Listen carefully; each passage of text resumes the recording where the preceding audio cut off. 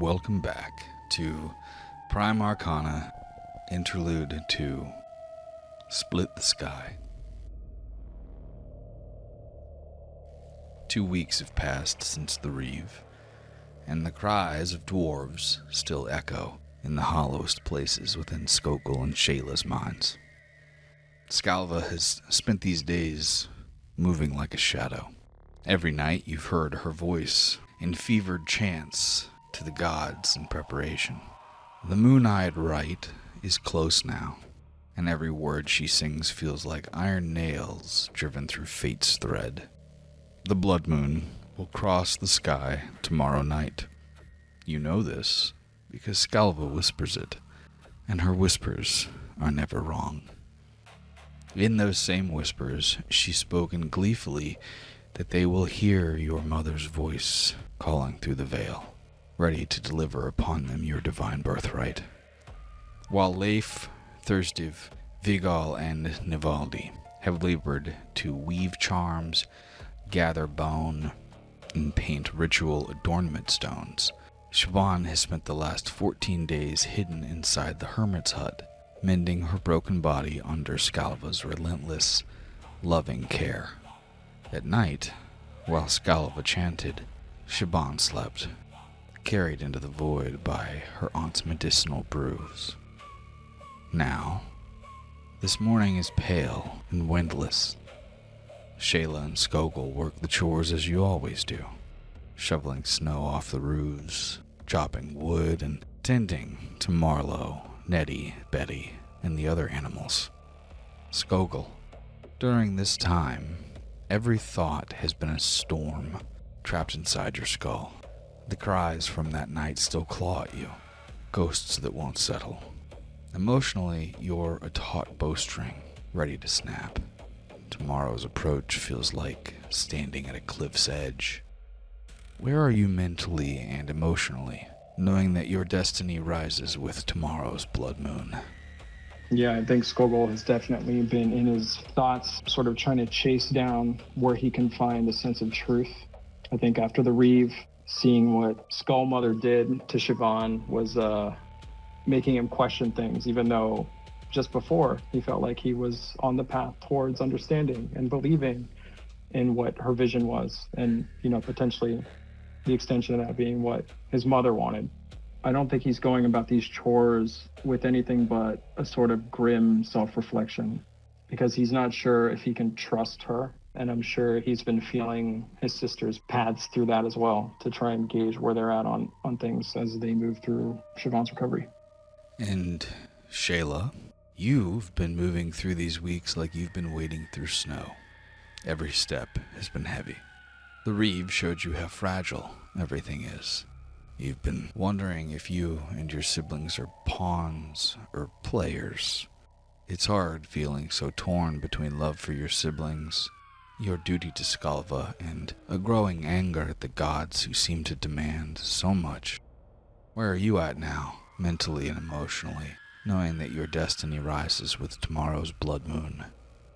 She's been thinking about what Siobhan had said regarding not needing Skalva in all of this, and Skalva not actually being part of it in the same way that the siblings are, and trying to weigh that and Siobhan's vision of the three of them being kind of imbued with the magic while none of the rest of the group is, against Skalva's preparations and how hard she seems to be engaged in preparing for tomorrow. And she's not used to feeling uncertain, but she's feeling tested and shaken. And I wouldn't say she's dreading tomorrow, because it's been, what everything has been leading up to, but she's doesn't feel the way she thought she would.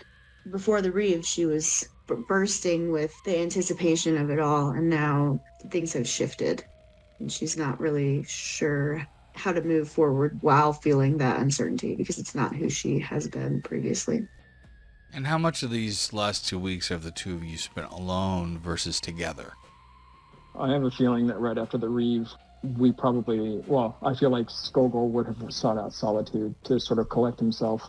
But yeah, I think he probably looked for opportunities to do chores with Shayla, work through some of what he's thinking in as quiet and secret of a way as possible, not to draw attention to them.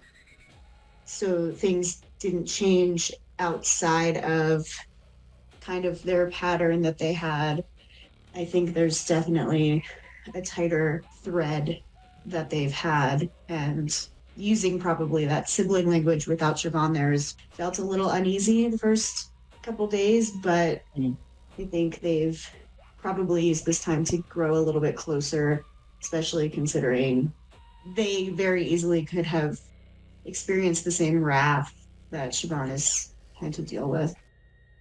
Like, he finds some time to sidle up to you, and like the thought that we discuss is, how long until it's one of us? Right. Especially because Siobhan was always she was kind of our leader. So it's been a shock. And I don't think that they would go these 2 weeks without trying to discuss it, but in a very subdued way. Furthermore, how often have the two of you spent with Siobhan, knowing that Scalva did allow it, but didn't want you interfering with the healing preparation, as Siobhan needed her rest? So she, over the last 2 weeks, has never left the hut, had never left Scalva's hut. So you've been allowed in for little moments, but you have been kept very separate from Siobhan. I mean, he was freaked out by what he saw. I don't think he would be trying to put himself at odds with the Skull Mother in any way. You also know her as your doctor. She's healed every wound that you've ever gotten. All of the cuts and bruises that you guys picked up as kids, who fixed you? It was her. Right. There's a degree of how much was that slap truly uncouth, because you guys are frost giants. That is your culture. Is hardness, is strength. So you guys were feeling very, very elven during that conversation. I'll say that much. I think Skogul's response relates to the fact that he saw Skalva not intervene when Siobhan is about to die, right? So that's more his reticence of engaging her. But I think that's a really good point. The simple fact is she is our surrogate mother, and she has done so much for us. And I think these roiling emotions are probably, keeping him from not entering the hut as often as he would like. He doesn't feel like he can deal with his aunt. I think that's fair. My impression is that Shayla was used to being in and out of the hut because she always had kind of taken it upon herself to try to be as involved with the ritualistic aspects of their daily life as possible. So I think she's tried to go about assisting Scalva when she needs it, bringing her things, and I think she probably tried to give Siobhan the space that she needed, but also just make it known that she's there for her, and that they haven't abandoned her while she's trying to recover. Even if she's talking to Scalva, making sure that she's definitely not being overt in showing how just upsetting that entire scenario was for both of them, for her and Skogul. And as Shayla bends down to pick up another oddly shaped gray egg in the henhouse, the hide flap of the hermit's hut shifts to the side. Siobhan steps out. Her face is drawn, pale blue, nowhere near as dark as her usual color. She stands in the massive open doorway for a moment, one hand resting against the doorframe as though the world might tilt beneath her feet. Then she lets go of the huge, stitched-together leather flap and limps forward, out towards the pair of you. So, what happens in this moment as the three siblings see each other in the sunlight for the first time in half a month? Skogul uncharacteristically walks up to Siobhan, doesn't even say anything to her, and just gives her a good squeeze on the shoulder and hugs her close and goes, "Have you been well?" She kind of leans into Skogul, but not in a hugging kind of way, more of trying to keep herself steady. And she just says, "It's so bright." The sun hasn't dimmed in your absence. Shayla will approach and put her hand on Siobhan's shoulder like Skogul had. Did she at least flavor the medicine with something that you liked? She wouldn't give me the comfort, but I'm so tired of taking it. I feel so fuzzy, so wrong. Did you see how much longer? The blood moon is tomorrow. No, she didn't say, but if it's tomorrow, then maybe I'll be free of this soon. Siobhan's gonna look around for Skalva. Roll a perception for me. No, you don't see Skalva anywhere. He just sees Siobhan look for Skalva, and he decides he wants to know too. So, oh God. Neither of you see Skalva. I mean, the encampment is quiet. She watches both of them kind of like look around and then thinks to herself, if she looks that ill, like she's not gonna be allowed to leave. So then yes, from that she will look around to see if she can see Skalva anywhere. She had a 12. Okay, well, you needed a 10.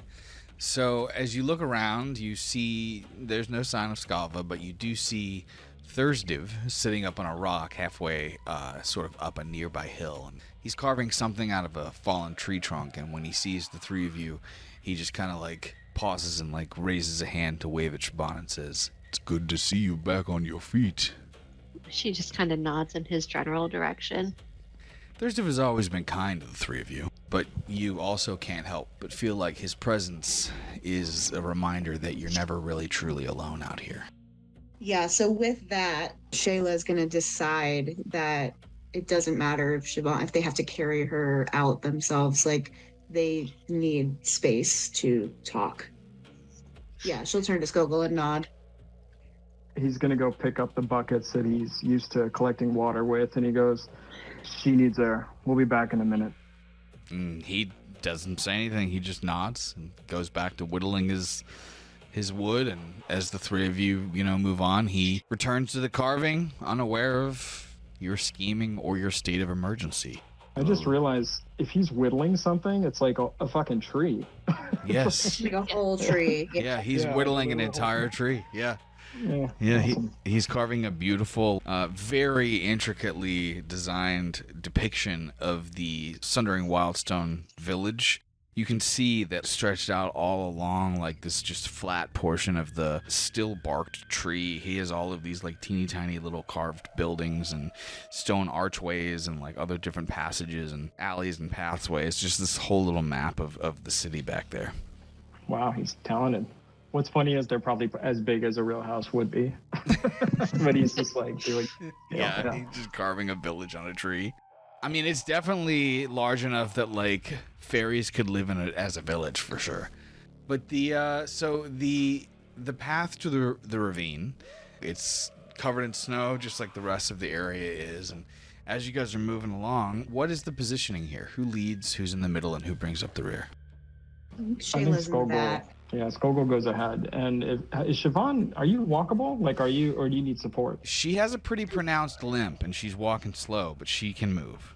Okay, so yeah, I'm happy to put one of her shoulders under mine, over mine, and then hold the bucket in the left hand. But she definitely reaches out to steady herself on you several times as they're walking. I would feel like obviously some of it is her wound, but I think a good portion of it is also just that fatigue from not moving for the past few weeks. So I think as she's walking, she probably feels a little bit stronger, starting to move and use her muscles again. So yeah, Skogul, Siobhan, and Shayla in that order. And together the three of you slip past the rim of West Hill, where the land opens into a long, cracked artery in the rock, where the meltwater trickles into a ravine that stretches down into the spine of silence. You take your time climbing down. No one's particularly in a hurry. You have all played in this ravine your entire lives. Hide and seek during childhood, a place to scream in your adolescence. Today, it's the only place left where you can speak freely. No voices echo here, because the wind carries them down into the shale basin and drowns them out on the open plains. At the ledge, you descend single file, slipping through the narrow path until the walls rise up on either side of you.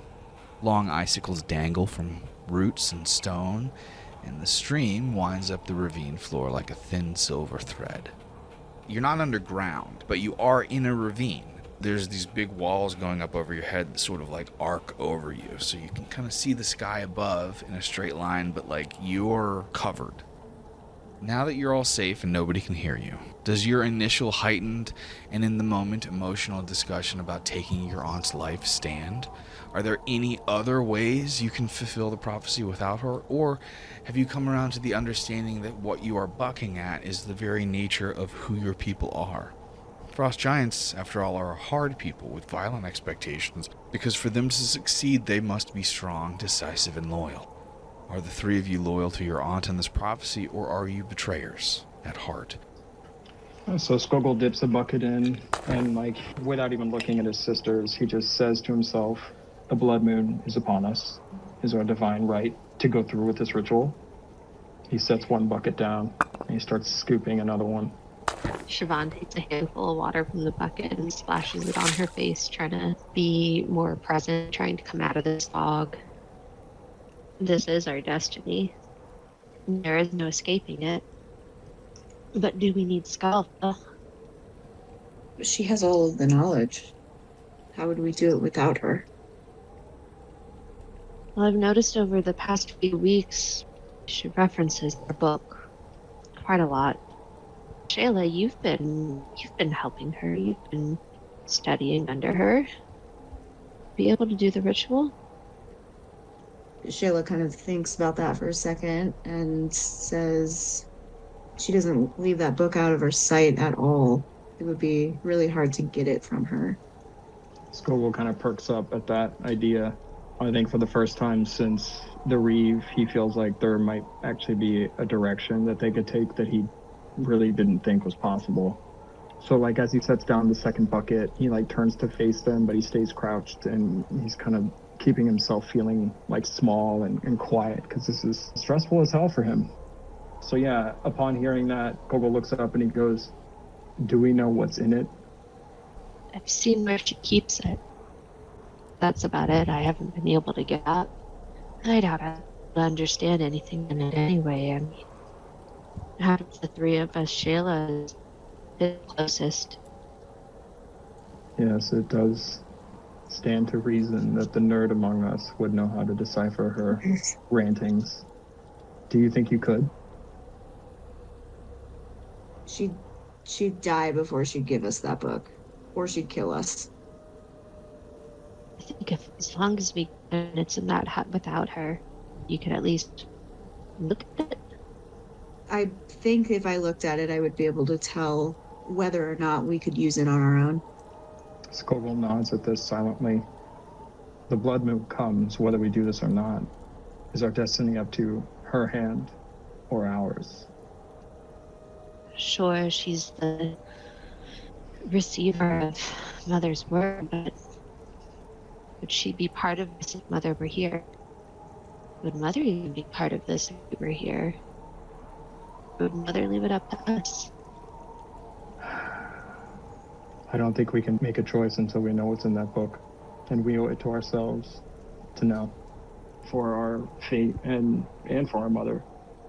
We need Shayla to put her eyes on this book. Now we just have to figure out how.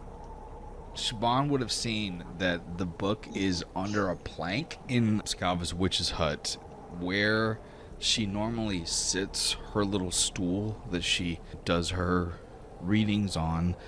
She move it, and then the plank is loose, and she lifts the plank up, and then she reaches down and she pulls the book up from underneath. So when does she leave you alone in the hut? She stores. Typically, it's when I'm sleeping. Usually, when I'm awake, she's always there. Well, time is not on our side. So we try to get her away from the hut so I can get in and at least try to look at it. We need to figure out where she is first. Let's make sure she's not in the hut. He takes a deep breath. I will find a way to distract her. Okay. I trust you, brother. Maybe avoid taking any more draughts from her medicine. I can try, but you know her. She has her ways. And we have ours, don't we? She takes a deep breath. At least I would like to think so. She's so tired. Steady yourself, sister. This time, we do it for us. Not for her. She gives Shayla's hand a little squeeze and says, "You ready?" Yes. But are you wanting to go with me? I worry that if you're perceived to be caught up in this, if we get caught, that it's going to be a lot worse for you. What's there to suspect?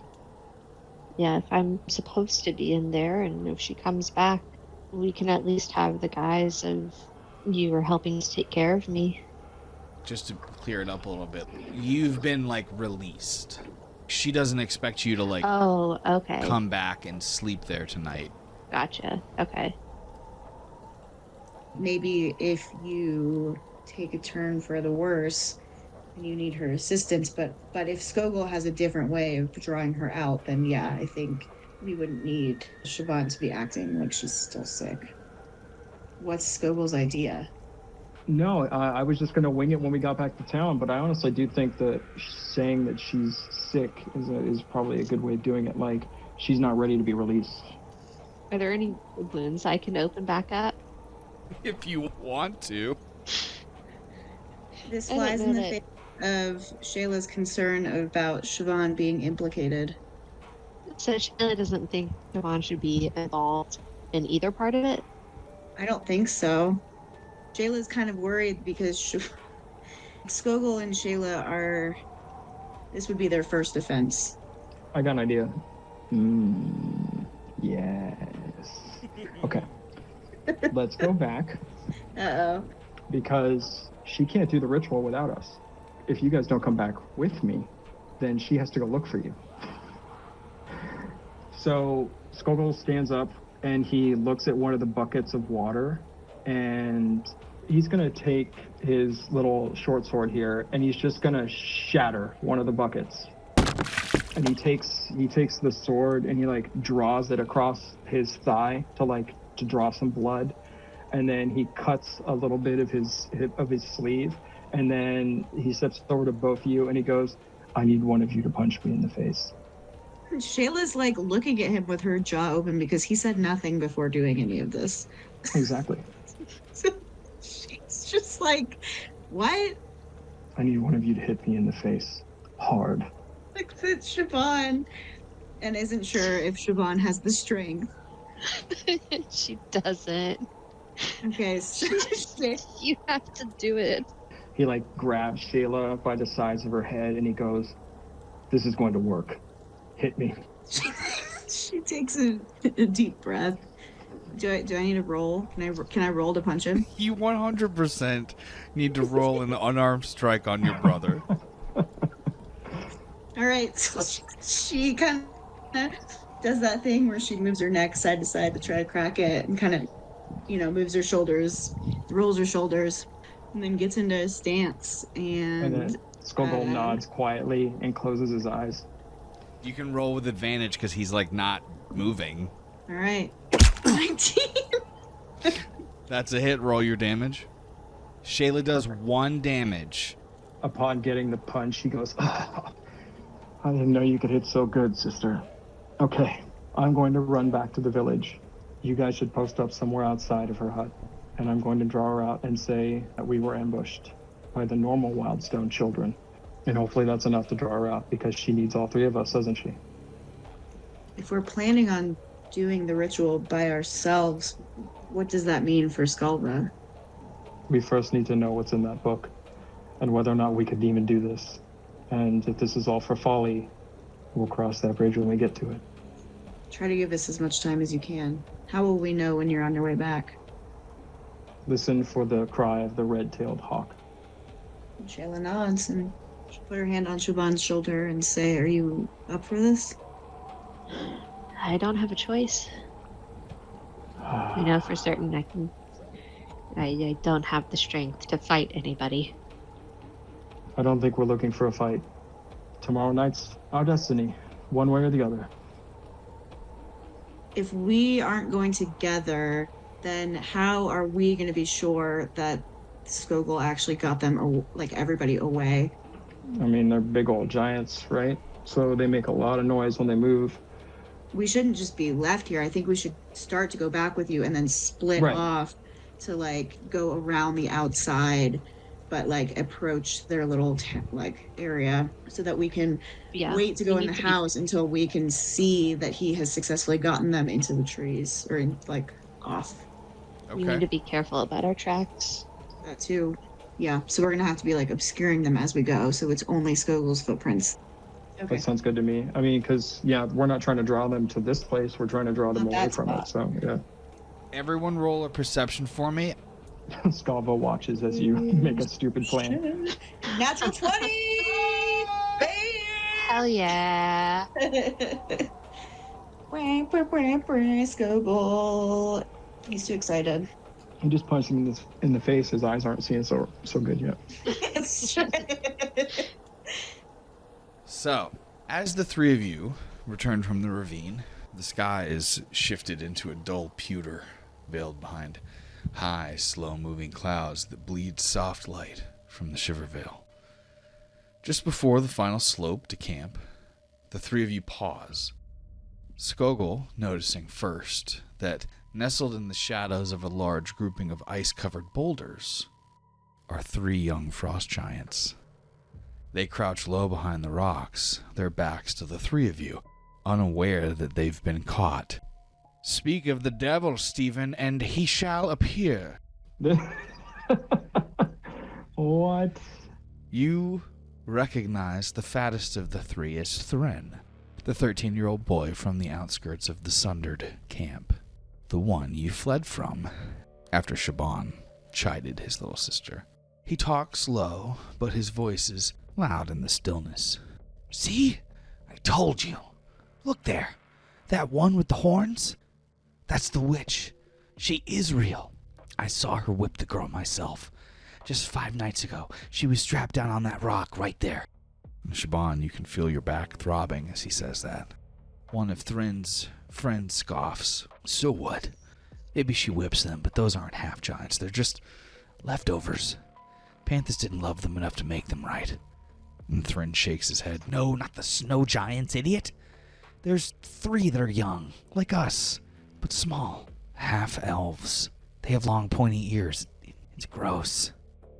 They all crouch, children playing at spies, though the hate in their words is no game. Thren's friend says, why do you even care about a weird old witch and some half-bloods anyway? She's just some mad old cave hag.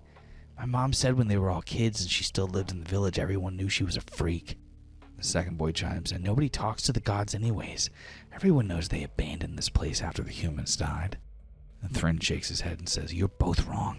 My dad says the gods are just waiting. They'll be back one day. You'll see. And as the 3 boys settle into watching the encampment again, what do the 3 of you do here? Do you maintain the course of your plan? Or do you alter it with this hurdle that you seemingly summoned out of the aether itself? Wow, I mean, Skogul is feeling like the fact that he conjured it out of his fucking brain and then they appeared is divine. Everybody roll stealth checks for me if you're going to try to sneak past these kids. Oh, good point. 13. 21. 17. All right. You guys are all successful at, getting past these kids. Should we engage with these kids and try and scare them off? That way the adults have to go and, hunt them down. Oh, that's a good one. What if we throw an arrow at one of their backs, be like, you little bitches, you'll never catch us. And then I run off while they chase me. And then I kind of draw them across the village.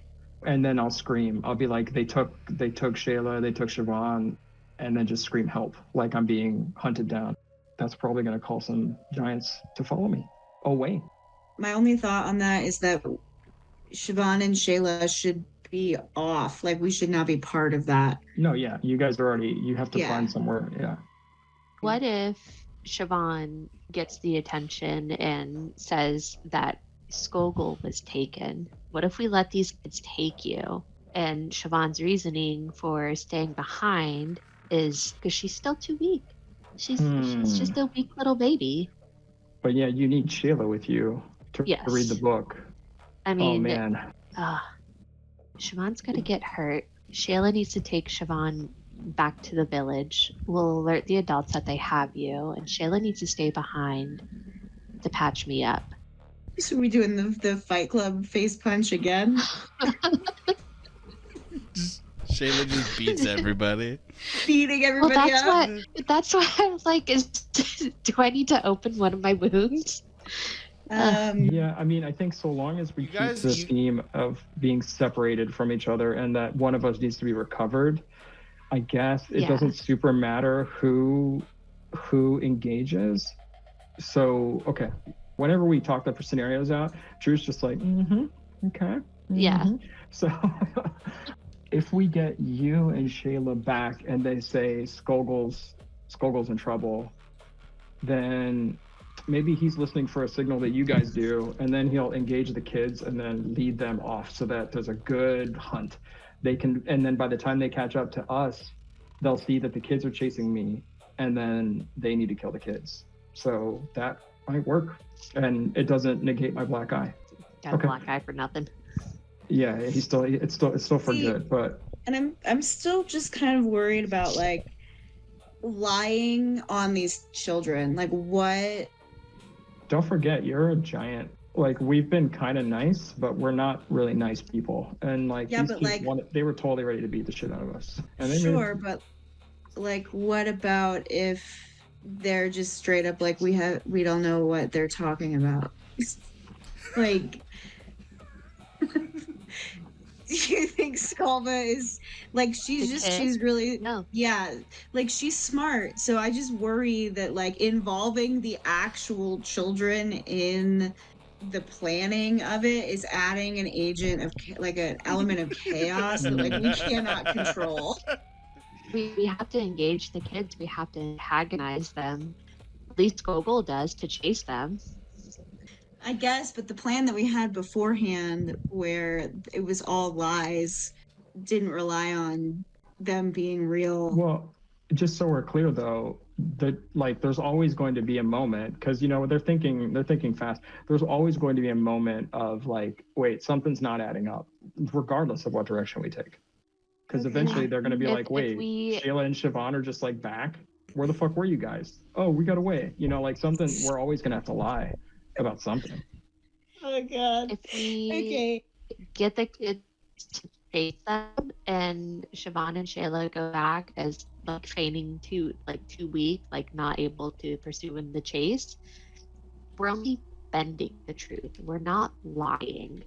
That's totally a sister's thing to say. And honestly, the simple fact that you're injured and that Shayla is what's the rationale? So we encounter the kids and then they chase Skogul, but how did you guys get away? You know that they're gonna do that though.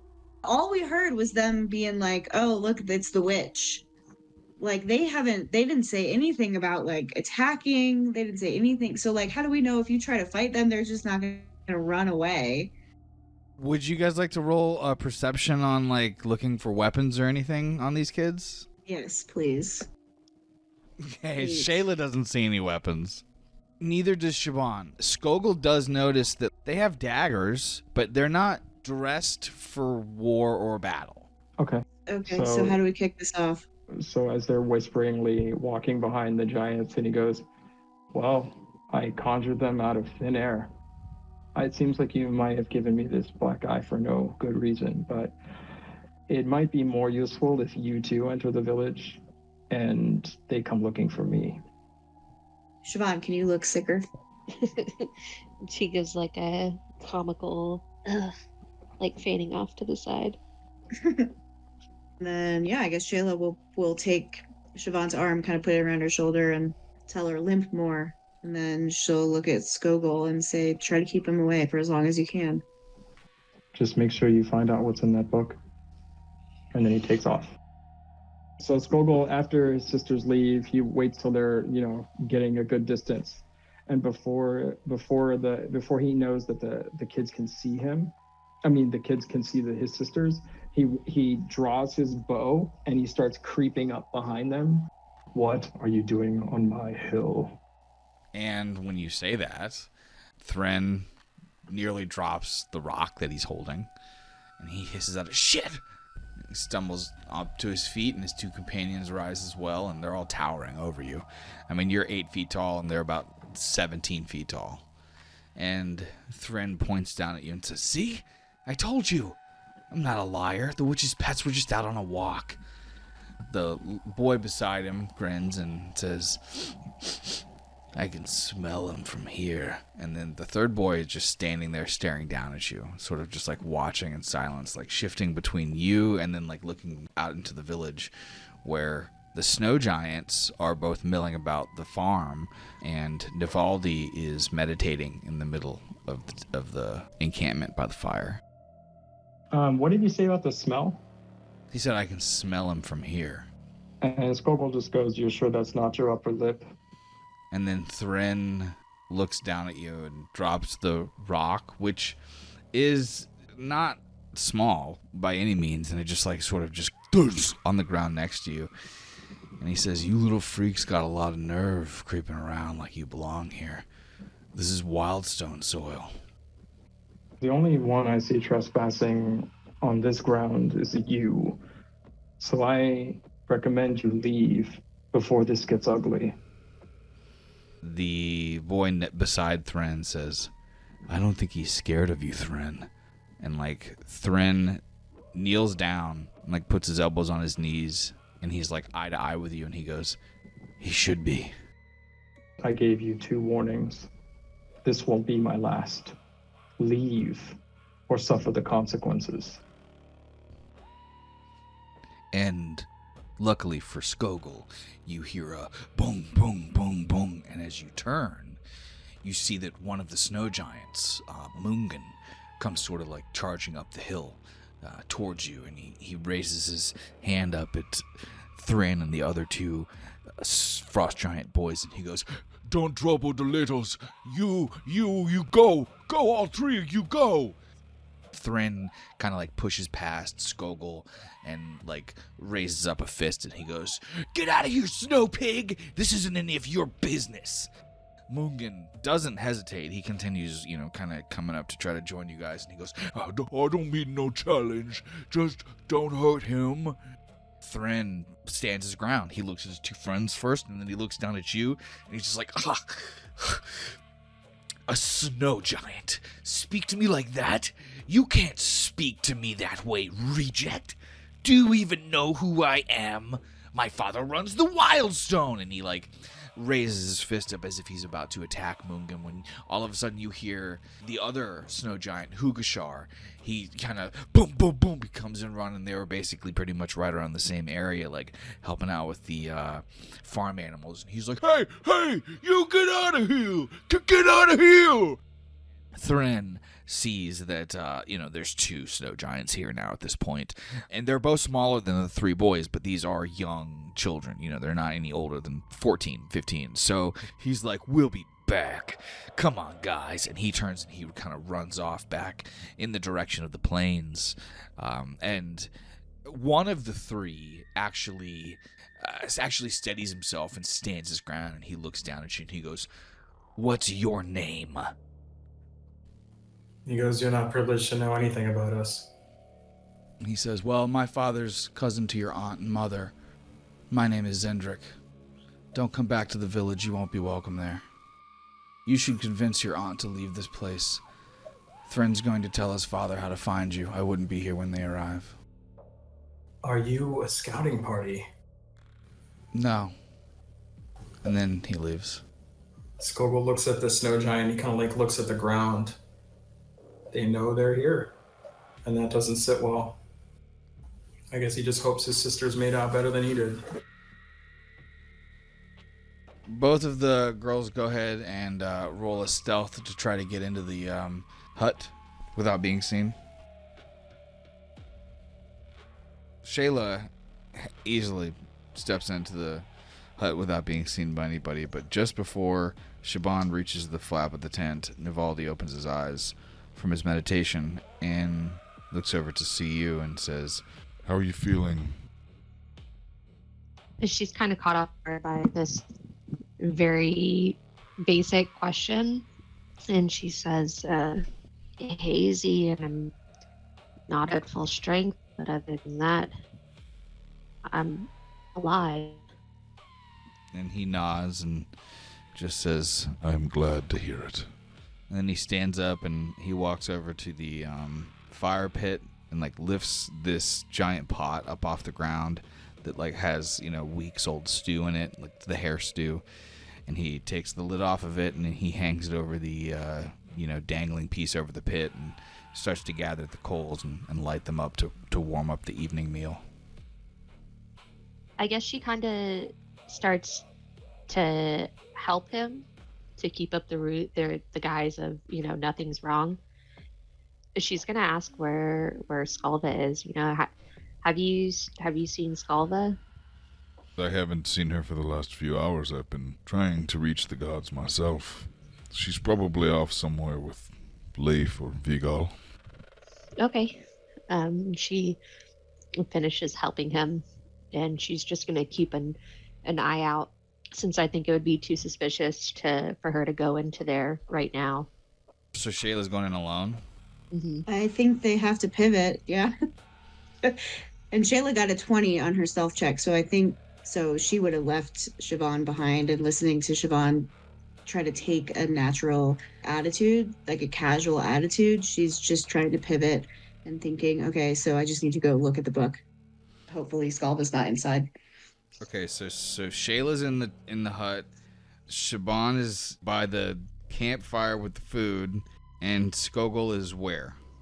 I guess on the hill, looking over the camp where the kids were and making sure everything is going to plan. But clearly things have gone awry, so he's just watching. The flap of hide pulls away, like peeling skin for Shayla. A dim, flickering glow pulses from the sunken hearth at the far end of the hut, like a heartbeat trapped in coal. The air is thick with earthy, wet rot. The walls are draped in strings of tongue-dried flowers and braided hair, all woven together in spirals that resemble circles of teeth. A wind chime made of finger bones tinkles above your head as a sharp gust of wind spills in past the flap closing behind you. Roll a perception for me. Okay, so you don't see Skalva anywhere, but you realize that Siobhan never told you where the book was. I guess you'll start with trying to do a quick check of wherever Skalva's ritual area is. Okay, go ahead and roll a perception for me with disadvantage. 3. Not finding anything. Okay. She did know where Siobhan was laying, so she's gonna, if Siobhan had a vantage point from wherever she was, then that's a good start. So she's gonna go over to the little pad on the floor that Siobhan was being kept and kind of look around on the floor over there to see from that area where she might have been focused. Can she see the whole room from there, or just parts of it? Only parts of it. Okay. She's getting nowhere. She's gonna have to poke her head out and try to bring Siobhan in, because she doesn't know where it is. So she's gonna kind of try to approach the flap and whisper out the flap, trying to be quiet. So I can do another stealth check if you want. Yeah. She's gonna try to say, I can't find it. Fortunately for you, Navaldi does not hear that. Siobhan, please roll a perception for me to see if you do. Skogul, you're still sitting up on the hill outside of the camp? I can see that Siobhan is at the hearth, right? Yes. All right, so he'll drop his bucket and he'll start making his way towards her. Okay. And when Navaldi sees you, he nods and he says, I just put the stew on. The hares that we caught 2 weeks ago, I hope have been eaten by now. There's still plenty of hearty chunks floating in around here. I just spiced it in with some new herbs. And you watch him like break off some herbs you've never seen before and just tosses it in and stirs it with the big spoon. Skogul chuckles and he just goes, you'll have to teach me your recipes one day. And he's like standing so that Navaldi's back is facing the hut. It's not warm enough yet for bowls, but I'll let you know when it is. And Skogul just nods and looks at the soup and kind of like triplet languages to Siobhan to see if she, we haven't checked to see if she heard it yet, right? I haven't seen a perception roll yet. Okay. Oh, there they go. I got 2 of them that just rolled in, a 4 and a 6. Yeah. So that's going to be a no. She was distracted by Skogul's arrival. She did not hear Siobhan whispering. I got 2 19s, and she was too fucking quiet. Okay. Can Skogul look towards the hut and see if he can see Shayla poking out, or is she like Of whispering course. to the Yeah, phone? roll a perception. Absolutely. He like side-eyes Siobhan like, this didn't go as we planned, and then he looks to the hut and he doesn't see her. He doesn't see shit. Oh my god. Oh my This is- god. No, okay, hold on. He does not see shit. So Skogul's The gonna gods walk up- are not on your guys' side tonight. Yeah, we're not divine. Yeah, so he walks up to Siobhan and he's like, did you get everything when you left the hut? And she pats herself down. Forgot it again. And turns towards the hut. And then Skogul Just goes, come help me look for it. silly sisters, you know how they are. And then he follows behind her. Okay, so I think that Nivaldi is going to not say anything to Siobhan as she walks towards the tent, but as Skogul goes to follow her, Nivaldi says, What was all that ruckus I heard earlier? Skogul stops and kind of perks up at that because he didn't realize that they were that audible. And he goes, yeah, just kids being kids. Moon showed them what for, and I got caught in a scuffle. Nivaldi leans forward and he takes a look at the scuff on your eye and he goes, I think it'll heal. Put a little bit of mud pack on it and you'll be alright. Does Skava still have some in her hut? I don't know. I've never been allowed inside of her hut. You know that. Well, I'm going to go get some. Well, don't let her catch you. You're my eyes and ears, right? Anything for the chosen. He goes, thank you, Nivaldi. And then he follows after Siobhan. what do the 2 of you do once you enter? I'm sure Shayla was like hoping that we would have gotten there sooner. But Skogul kind of walks in after Siobhan. Shayla was like right up against the flat because she was whispering to Siobhan. So when they burst in, she kind of like stumbles back and she says, I can't find anything. It's so. Siobhan, where is it? And she And, points over yes. to the area where the stool is, and she says, you gotta move the stool, and then you gotta get under the floorboard. Shayla's going to follow her instructions and try to find it that way. We've all been in this hut before, right? We just don't know where this thing's hidden. Yes, So I know where like the poultices and stuff like that would be. absolutely. Okay, so Skogul would like to grab one of those and make his way to the entrance of the hut. Just going to start applying the poultice just to make sure that there's an obstacle. And as the girls walk over to where the stool is, it's easy enough to move. And as you reach down to pull up the loose plank, it's going to be an athletics or a strength. What's easy for a giant to pull up might not be so easy for one of you guys. 11? Yeah, 11's good enough. You pull this plank up, and there's just like immediately a scent that hits you from beneath. And your breath catches in your throat because what is underneath the hut is a hole just wide enough for a shallow grave. In that grave is the corpse of an elf. Mostly skeletal now. Fungi sprout from the woman's tear ducts, winding through her empty eye sockets and pale strings. The same mushrooms that Skava uses in your prayer tea. The elf's ribcage has been cracked open, split and pinned back with rusted hooks. Her lungs are gone, and in their place rests Skalva's book. Its cover is pale, smooth, mottled leather. One corner of the back cover has fused with a black cap mushroom, crusted in spores. In places you see that the elf wears a shining, prismatic, reflective metal armor, form-fitting and close to her body, but it's dented and ruined from combat, though it is not rusted or worn from time.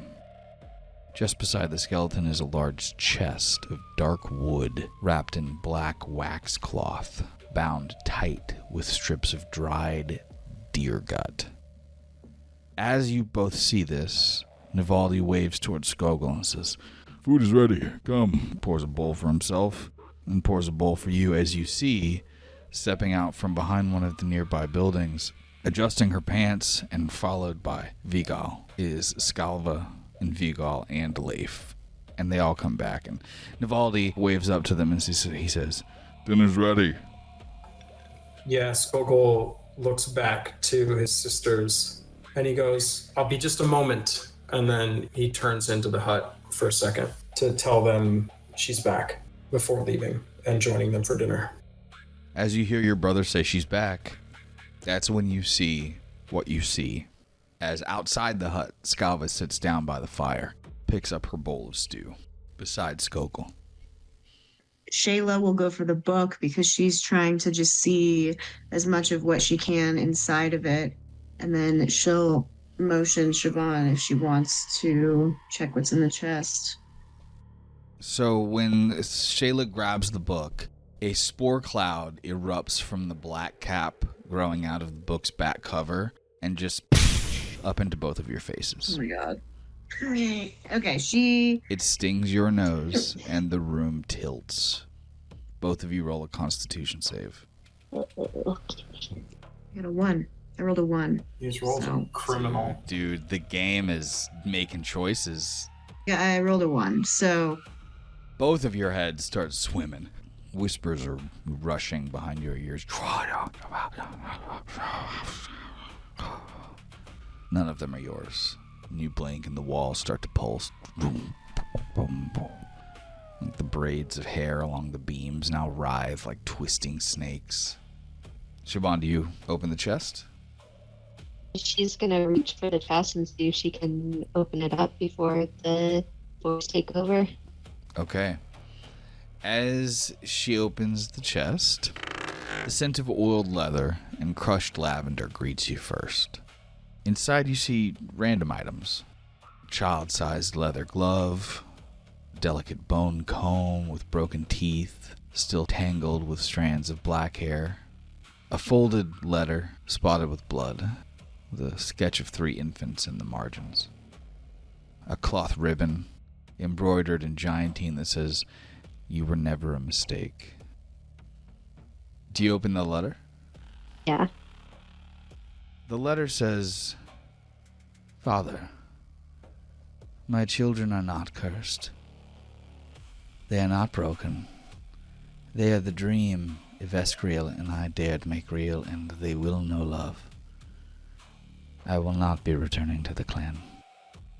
I have decided to return to the Fairlands and raise my family there.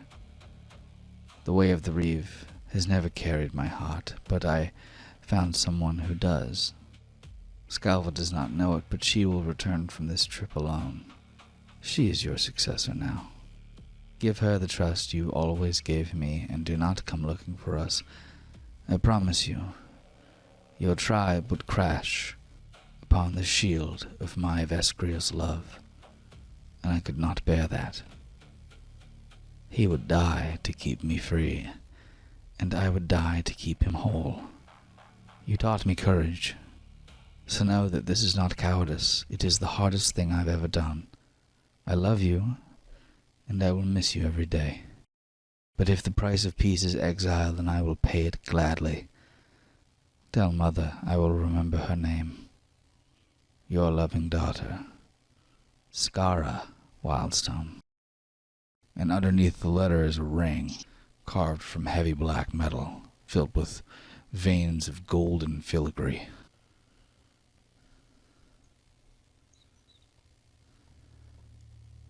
I think in her mind, her freaking mushroom-addled mind, because she's like, I mean, I rolled a 1, so I have to say something about she's sick. So I think she's gonna You're feeling numb. You're feeling like it's hard to almost talk.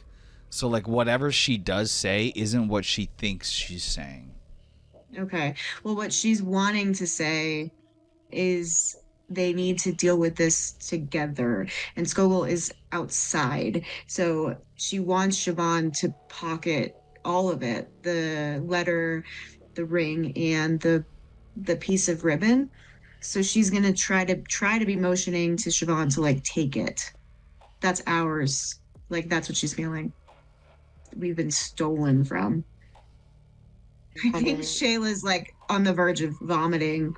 So she's just pointing at it. She's gonna try. I don't know if she can, but like try to like point at it. I think maybe that's the best she could do. Since she has her hands already on the letter and the ring, she definitely takes those, but I don't think she would pick up on taking the ribbon. So, are you going to try to open the book and read it here, or are you going to try to take it somewhere, read it, and return it? They are two very different things. She's gonna open the book and she's gonna see if she can even make anything out of it, or if she's too freaking messed up on the mushrooms. So can I roll for that? Yeah, I'm going to say that's going to definitely be a simple intelligence check with a disadvantage. Oh, yeah. 21 and a 14. That's a pass. She can read it, but yeah, she's not feeling great. Okay, so she's gonna try to read it instead of taking it, because they're taking other things. So taking the book is gonna be the most obvious missing item, and she doesn't want to make it obvious that things are missing. So here you go. Well, it's for Haley's eyes only. Only Haley can see it. Yep. Well, that's what honestly. they said to me is that Shayla was the only one who's gonna understand it. Okay, I think I want to take the approach of she's going to try to be like reading this out loud very quietly and very quickly to Siobhan, because Skogul's outside. So, okay. Before the stars burned and the first eyes bore witness to breath, there were two. Panthus, the prime father, cloud breather, fire's roar, ice carver, the storm. They who carved the stones of mountain from nothing. Enos, the will spark, light father, the voice and resolve. She's drunk, man. Columinous. Those mushrooms, the will spark, light father, the voice and resolve. They who taught the sun to rise. The two warred in the void. Their war was a war of time and space. Their sparks from their blows flashed to the stars across the sky. The stars wept for their parents. From that weeping fell the gemstone titans, who sowed the seeds of all that breathes and bleeds on this world. To the world they brought people, the giants who remember pain, and the elves who deny it. Never shall warmth and frost mix. So spoke the first war song, so was the lie.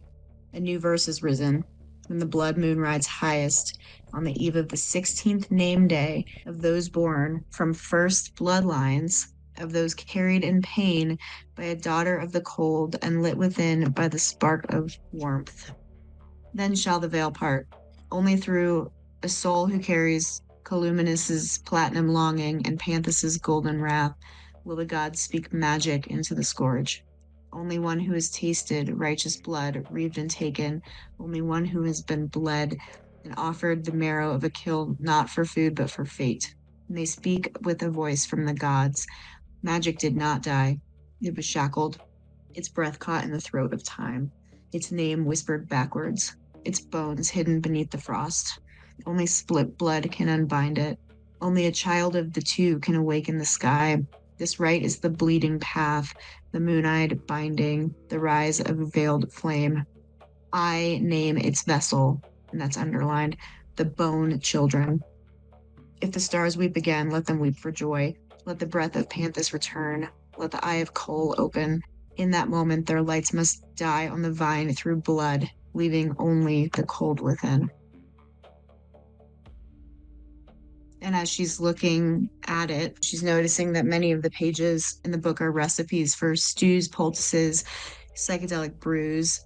There's anatomical drawings of different animals after they've been carved up, along with geographic maps of the southern plains. There's a diagram of the sky over the Scourge Garden with lines of constellations drawn incorrectly. There are names of stars scratched over in giant ruins. Quote, the sky was not meant for them. She wrote, the boy's blood burns soft, but his heart is sharp. I think you watch through him. On another page, there's instructions on how to perform a soul-loosening rite. And the notes say, boil the tongue of the unbeliever, breathe in the steam. Listen for your own name in the vapors. If your name is not spoken, you were never meant to exist. Siobhan saw herself in the smoke once. She does not yet understand what it means. Then deeper in the book, there's an odd list. It says 1, she walked through the fire but left no ash. 2, he wept molten gold. 3, I ate the spider and it told me about the storm. 4, my sister's ghost watches from the well. 5, they may kill me, but I will not stay dead. 6, all caps, they are the thread, they are the needle. Then there's like a sketch in one of the margins with a crude heart with 2 halves, one etched with frost sigils, the other filled with feathered script of a language that Shayla can't read. And then more notes. Munjan smiled today, must watch him closer. They need not all survive. 1 vessel may be enough, but 3 is cleaner. Symmetry pleases the veil. The run's pain is necessary. Without the breaking, he cannot be shaped. Shayla is ready, but too soft. She must learn sacrifice. Siobhan's flame is the brightest. That is why she must burn first and slow. Sister, wherever your soul has hidden, I kept them alive. I made them sacred, but they do not understand. The boy doubts everything and everyone. 1 girl fights me, the other sees too much. I'm tired of being the only one who remembers what you wanted us to be. Last of the 3, Skogul was born silent. I nearly crushed him in my hand, thinking him stillborn. But then you kissed him, and his eyes opened. Those cursed elven eyes. If they hate me, I will bear it. Hatred is pure, clean. Hatred will lead them home. There's other ruminations. The moon is a womb. The moon is a maw. The moon will open. Blood remembers what mouths forget. This is written 4 times, each with shakier handwriting. They laugh at me, but the bones do not lie. The bones hum with it. Tested Nilderud on Vigal's wounds. He bled wrong. Next to the name of Columinous, his breath is buried in ruination, and it's underlined in all caps. 1 eye open, 1 eye sealed. If they see with both, the frost will crack. Next to the word Panthus, I have felt his hunger in the mirror of sleep. The snow giants cannot hear it. Purebloods fear it. In smeared charcoal, he asks for his tongue back. A crude sketch of 3 children holding hands beneath a split red moon. The eye, the fang, the vessel. Written upside down in tiny letters near the bottom of the page. Why do they tremble when I sing? Do they not know I love them? And then in the pages after, Skalva's notes to herself, which are much more direct and specific. In their final moments under the blood moon crests, they must spill their essence upon the shale, a sacrifice to sate the Prime Father's hunger. You will see this and know of their calling, their right. They shall ascend, mortal forms unwoven into the eternal tapestry of magic itself. Once one with the starfire, they shall breathe their mother's prosperity back into this land, and the land shall sing with life anew. The path is narrow, the cost absolute. They must be untainted by doubt. They must be forged and hardened into blades, able to do what must be done. Should they falter? Should their blood fail to flow? The stars shall weep ash, and the Scourge Garden will crumble forever. Nothing less than the ultimate sacrifice will sate the will of the gods. I have seen the children in my dreams and heard Panthus's voice shifting and cracking as cold as an avalanche. Burn the bones of the mother on the night of the blood moon. Feed to each child while their tongues speak truth. Only then may the word pass through their lips. So it is written, so it shall be. And then she kind of flips back to the front. She looks up at Siobhan and then looks back down. And the title of the book is The Rite of Split Blood and Singing Sky by Skogul Wildstone, Shard Wife of the Veil, Skull Mother of Bone and Word. Pretty good stew we got here, huh?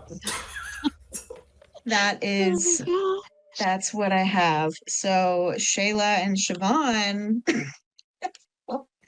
Yeah, how you guys feeling? In Skogul right now. Yeah, how do you feel knowing what you know now? Oh God, that's a lot to process. Yeah, so you guys went in wondering if you could figure out how to do the ritual yourselves, and now you know what the ritual is. All right, so the This first is part is the not- prophecy, and then everything else is like is Spalva's writings. Yes. So she took a bunch of notes. Yeah, the last lines of the prophecy. Yeah, Does the she's prophecy talking about. mention that we have to die? It says, only a child of the two can awaken the sky. This rite is the bleeding path, the moon-eyed binding. I name its vessel, the bone children. If the stars weep again, let them weep for joy. Let the breath of Panthus return. Let the eye of Kol open. In that moment, their lights must die on the vine through blood, leaving only the cold within. So I think it's more requiring them to sacrifice their ties to any part of them that's not their frost giant heritage. They need not all survive. One vessel may be enough, but 3 is cleaner. Hatred will lead them home. Yeah, in their final moments this is her notes, under the blood moon crests, they may spill their essence upon the shale, a sacrifice to sate the Prime Father's hunger. He will see this and know their calling, their right, they shall ascend. Yeah, this is hard. So outside the hut, Scalva talks through another spoonful, and she says, "Tomorrow we will," and then like her tongue clicks against her teeth, and she glances sideways towards the hut, looks at Skogul and says, "Did you hear that?" I heard you, Skullmother. Go ahead and roll a deception or a performance for me. Deception or Performance. And you're eating, I assume you're sitting there eating the yeah, stew. I'm just sweating bullets through my frosty pores while I eat next to the woman who we were trying to fucking fool. Yeah. Okay, you needed a 10. You're good. So her lips curl just kind of slightly, and she takes another spoonful, and she says, "Where are your sisters?" I was off collecting water. I'm not sure where they are. I'm sure they'll be along soon. They know when dinner is. Back inside the hut, as Shayla's like having this like mind-shattering revelation here, the two of you roll an insight for me. Oh my, that's my second nat Oh one. God. Wow. She's drugged to the fucking gills. Yeah. Like she was able to read that, but like that's took the rest of it out of her. So over the last 2 weeks since the Reave, Shayla has been so stressed out. From killing everybody to listening to her sister's speech to Scalva at the end of the Reave to talking to Skogul over the last 2 weeks about his doubts and stresses. And then she finds this book and, gets hit with the spores. She's almost not even seeing the problem here. She's like reading this stuff and it's like not clicking super hard that there's any issues. With Siobhan, she's got this letter, she's got this letter from the mom. And that's so mind-blowing in and of itself that she's not particularly aware Shayla is sort of drifting away from what they talked about because of this black mushroom spore that blasted in everybody's faces. Both of you go ahead and roll a perception for me, please. Oh my god. My second nat 20. As you Jesus fucking You got ones Christ.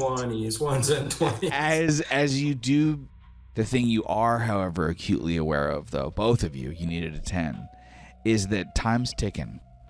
Yeah, oh god. We need to get the fuck fucking out of there.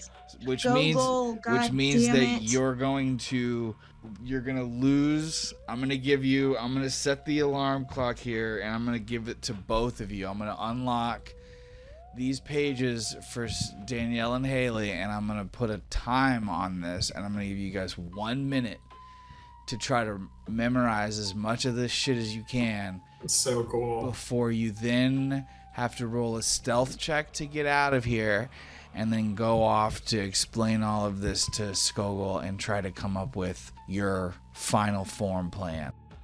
So we've got... Alright, I'm about to start my clock. Alright, you got a minute. Okay. Okay. Hold on. Okay.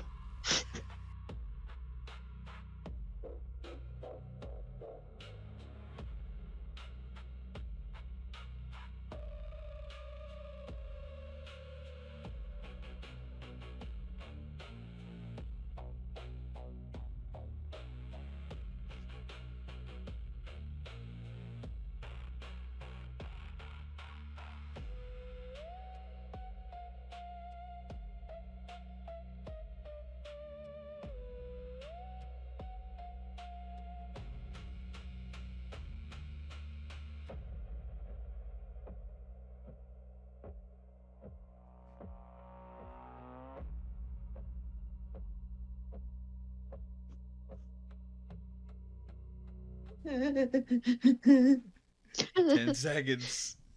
10? No, you're lying. No, I'm not. You're already over.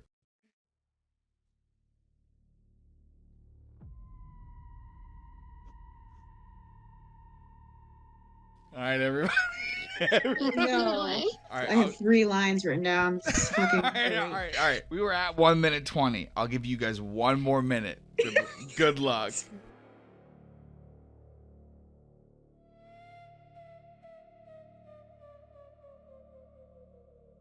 I love a surprise time box.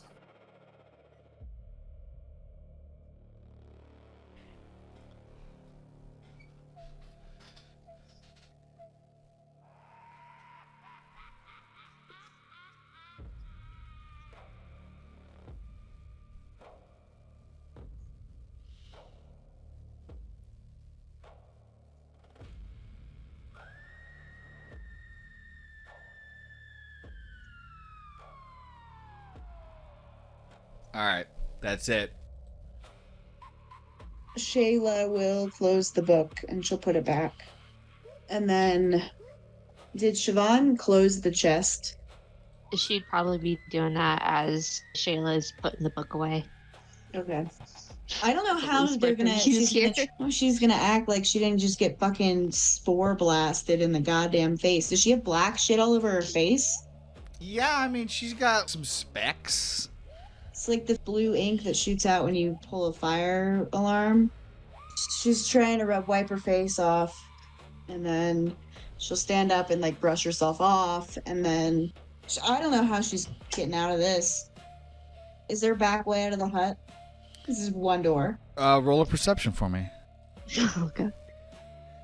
Yeah, there's a window. Okay, so they're shimmying out though. She's gonna. It's high up motion though to because Siobhan. it's a giant's hut. So go ahead and roll an athletics damn for it. me on disadvantage because you're fucked Get up. out. Oh, 12? Sure. Yeah, you can climb out on a 12. She's going out the window. How's Siobhan working with an athletics to climb out this window? Shayla, do it. Shayla's gone. Shayla's out. Shayla dove head first. Shayla is not sticking around to see if she. No. If she needs to help her, I mean, I guess she can okay, so she's jumping up. She had to jump up to the window. Like, how would she help her? I don't know how she would help Just her. when you're at the ledge, you could offer a hand. Okay, she'll offer her hand. 20! Okay, yeah, very Oh, thank successful. So yeah, Thank go God. ahead and describe how the two of you maneuver this like two drunk girls trying to like get back to their apartment after like. When Siobhan jumps up and grabs Shayla's hand, Shayla topples backward out of the window.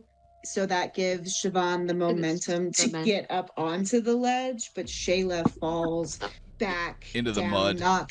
Wind completely knocked out of her, which is good because that'll hide the spores.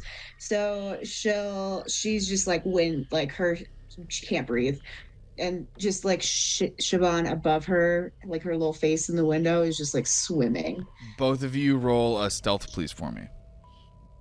Nat 20. What the fuck? Quietest fall in the entire world. Oh my god. Nobody saw you. Nobody saw you guys. You guys just had a whole buddy comedy and no one saw it. Nobody saw it. You're out. You're both out. You made it out. Huh. Okay. That was stressful. So That was chaos. I can like see what happened in my brain. So yeah, Shayla's gonna stand up. She's covered in mud. Can she like slap herself in the face, try to get herself with it?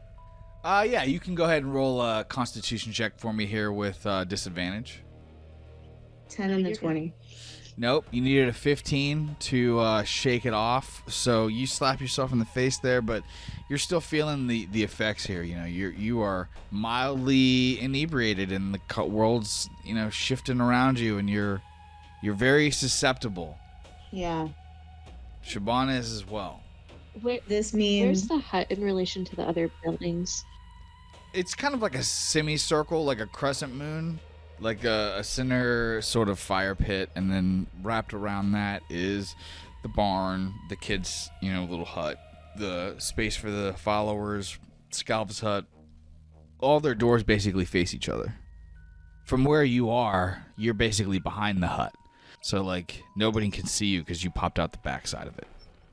yeah, because I was gonna say Shayla might just try to like toddle off to their hut. She can try to get into their They hut. need to act as if they're coming out of their hut. Okay, so you're saying, Danielle, then that they should sneak in through the window of their hut and then come out the front door of their hut as if they were in their hut the whole time. I think so. All right, we're trying to go back in the window. All right, I'm gonna roll. We'll roll a stealth to make it over there without being seen by anybody. And Skogul, roll a perception here to see if you can see them as they're trying to sneak across. 12. 13. Both of you needed a 10. Skogul, you don't see them. So both of the girls are able to sneak around the backsides of the remainder of the huts to get up behind your hut, where you would then want to roll either an athletics or an acrobatics to climb in through the window there. And this is a regular spaced window because it's a much smaller hut than all of the other huts. So you guys don't need to roll disadvantage. You can just roll your regulars. So Siobhan has no problem getting in. Shayla's struggling. Can you help me? So Siobhan pulls her in. You guys are both safely in your hut. It's like the only way this should go, honestly. So Shayla's gonna tell Siobhan, like, tell them I'm meditating. Okay, give me your rabbit's foot. Because Navalny watched me walk into that hut. I don't know what he's doing right now. Okay, so she'll give it to you. And she slips it into her pocket. Just in case, for good luck, but also cover story. And then she makes her way out of their hut to join the rest of the group. And after Siobhan leaves the hut, what does Shayla do? She's trying to get herself with it, so I think she's gonna be looking through her bag to see if there's any kind of like, I don't think she would have any kind of antidote, but something. Herbalism kit, maybe checking her herbalism kit for like an antifungal. Roll a nature for me. 15. So you've never seen that black mushroom before. You have a bunch of ideas for different things that you can try out while you're waiting, but you're not sure exactly what you would need to clear this specifically. Okay. So outside, what does Skogul and Siobhan do as they see each other? As Siobhan steps out of the cabin and sees that Leif, Navaldi, Thursdiv, and Vigal are all sitting there with Scalva and Skogul around the campfire. And Scalva sees Siobhan and says, "Come, eat. Where's your sister?" She's meditating. She doesn't want to eat right now. She like kind of limps, and she's really glad that she's still hurt right now. 'Cause it's probably masking just how fucked up she is. And Scalva says, "Tomorrow's trek will take all of the strength that we have. You must eat." And she like pats the stone on the other side of her, opposite of Skogul. She just kind of gives a look to Skogul and kind of reluctantly goes to sit down next to Scalva, but takes the bowl and does eat. "I'm glad to see that you're finally up on your feet. I told you this morning today was the day. How are you doing?" I'm slow to recover. I'm not 100% yet. No one will carry you tomorrow, and you are expected to get there. I'll make it. And as that happens, Navaldi says, "Did you find what you were looking for in the Skull Mother's hut, Siobhan?"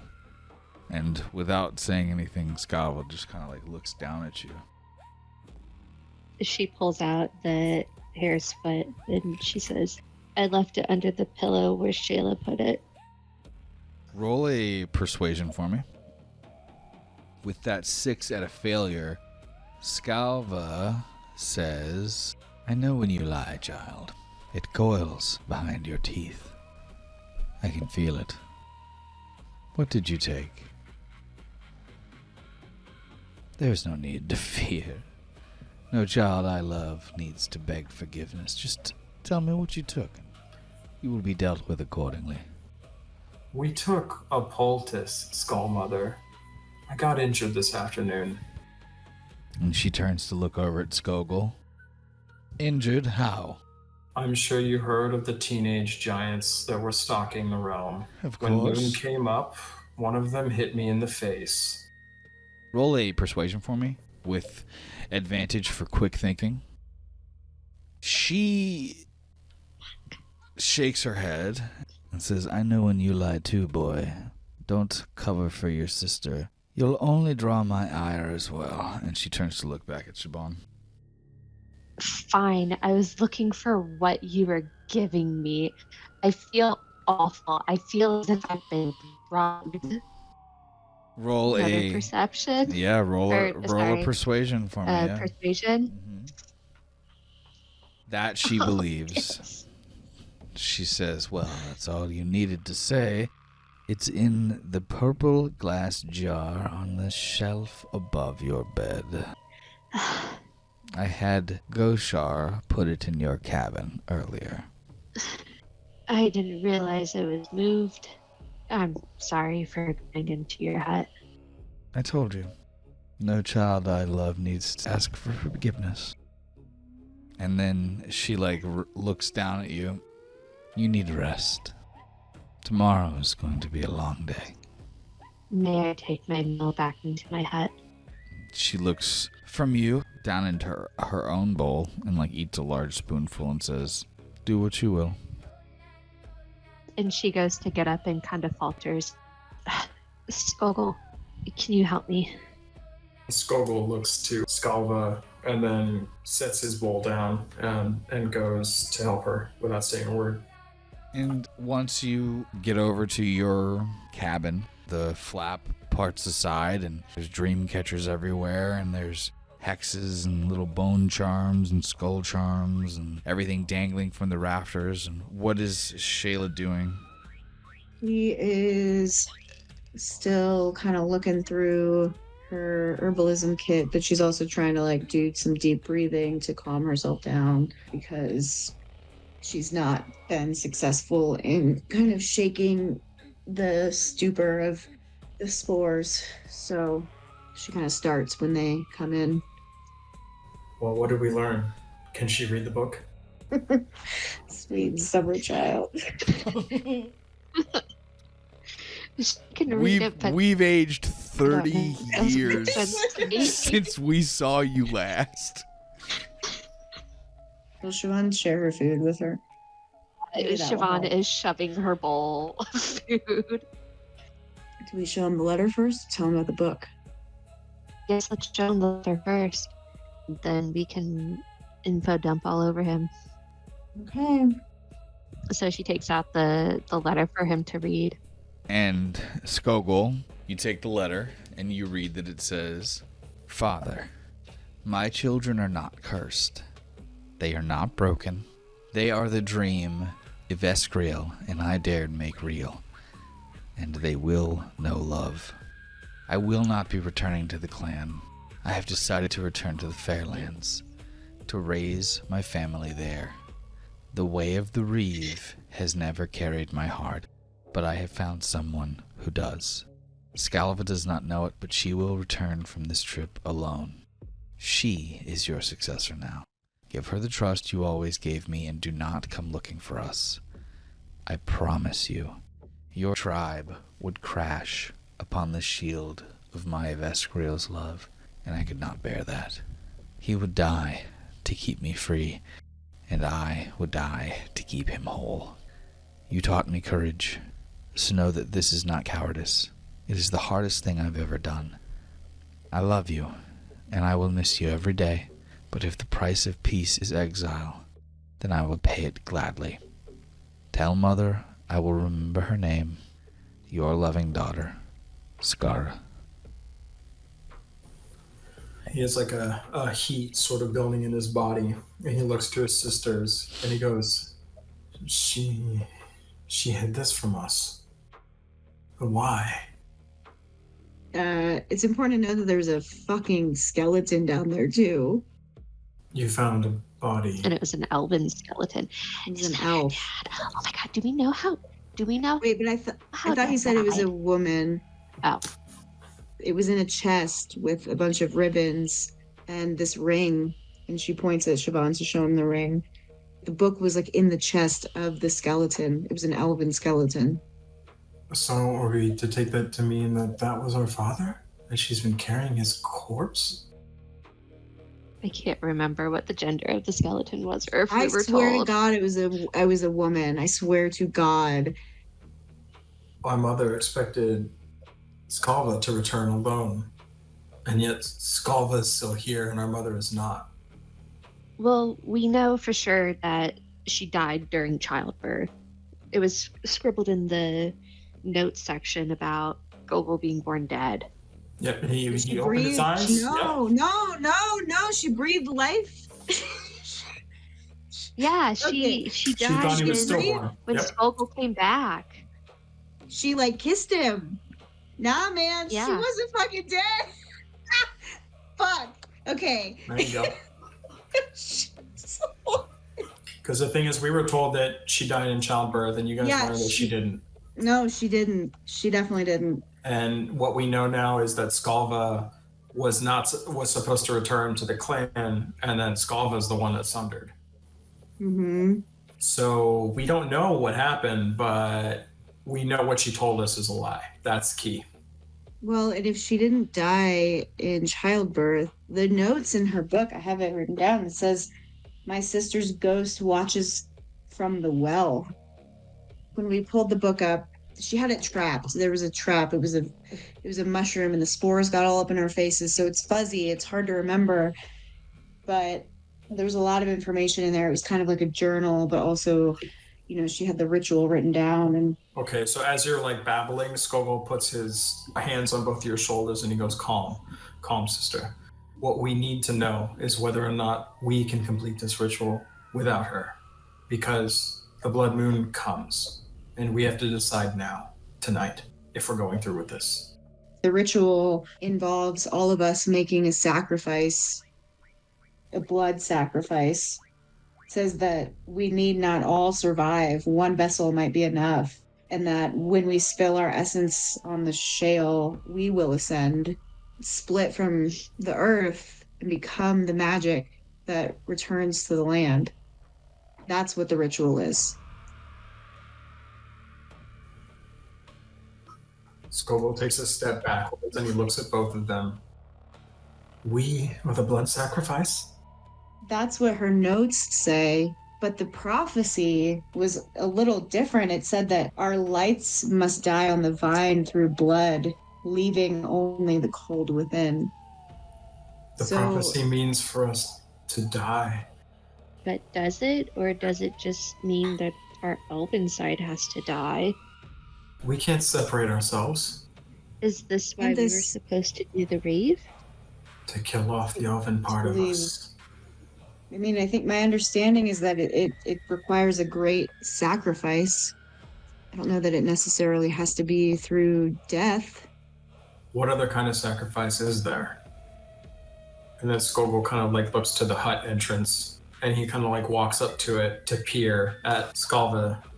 Our aunt means to end us, to bring magic back to the Vale. Is that right? And he looks back at them like he looks small, he looks childish, he looks scared. She wrote in there how much she cared for and loves us, but in her mind, the only way to fulfill our purpose is through one, if not all, being that sacrifice. But, sacrifice can mean many things. It could mean something that you give up that you can't ever get back. But I don't know.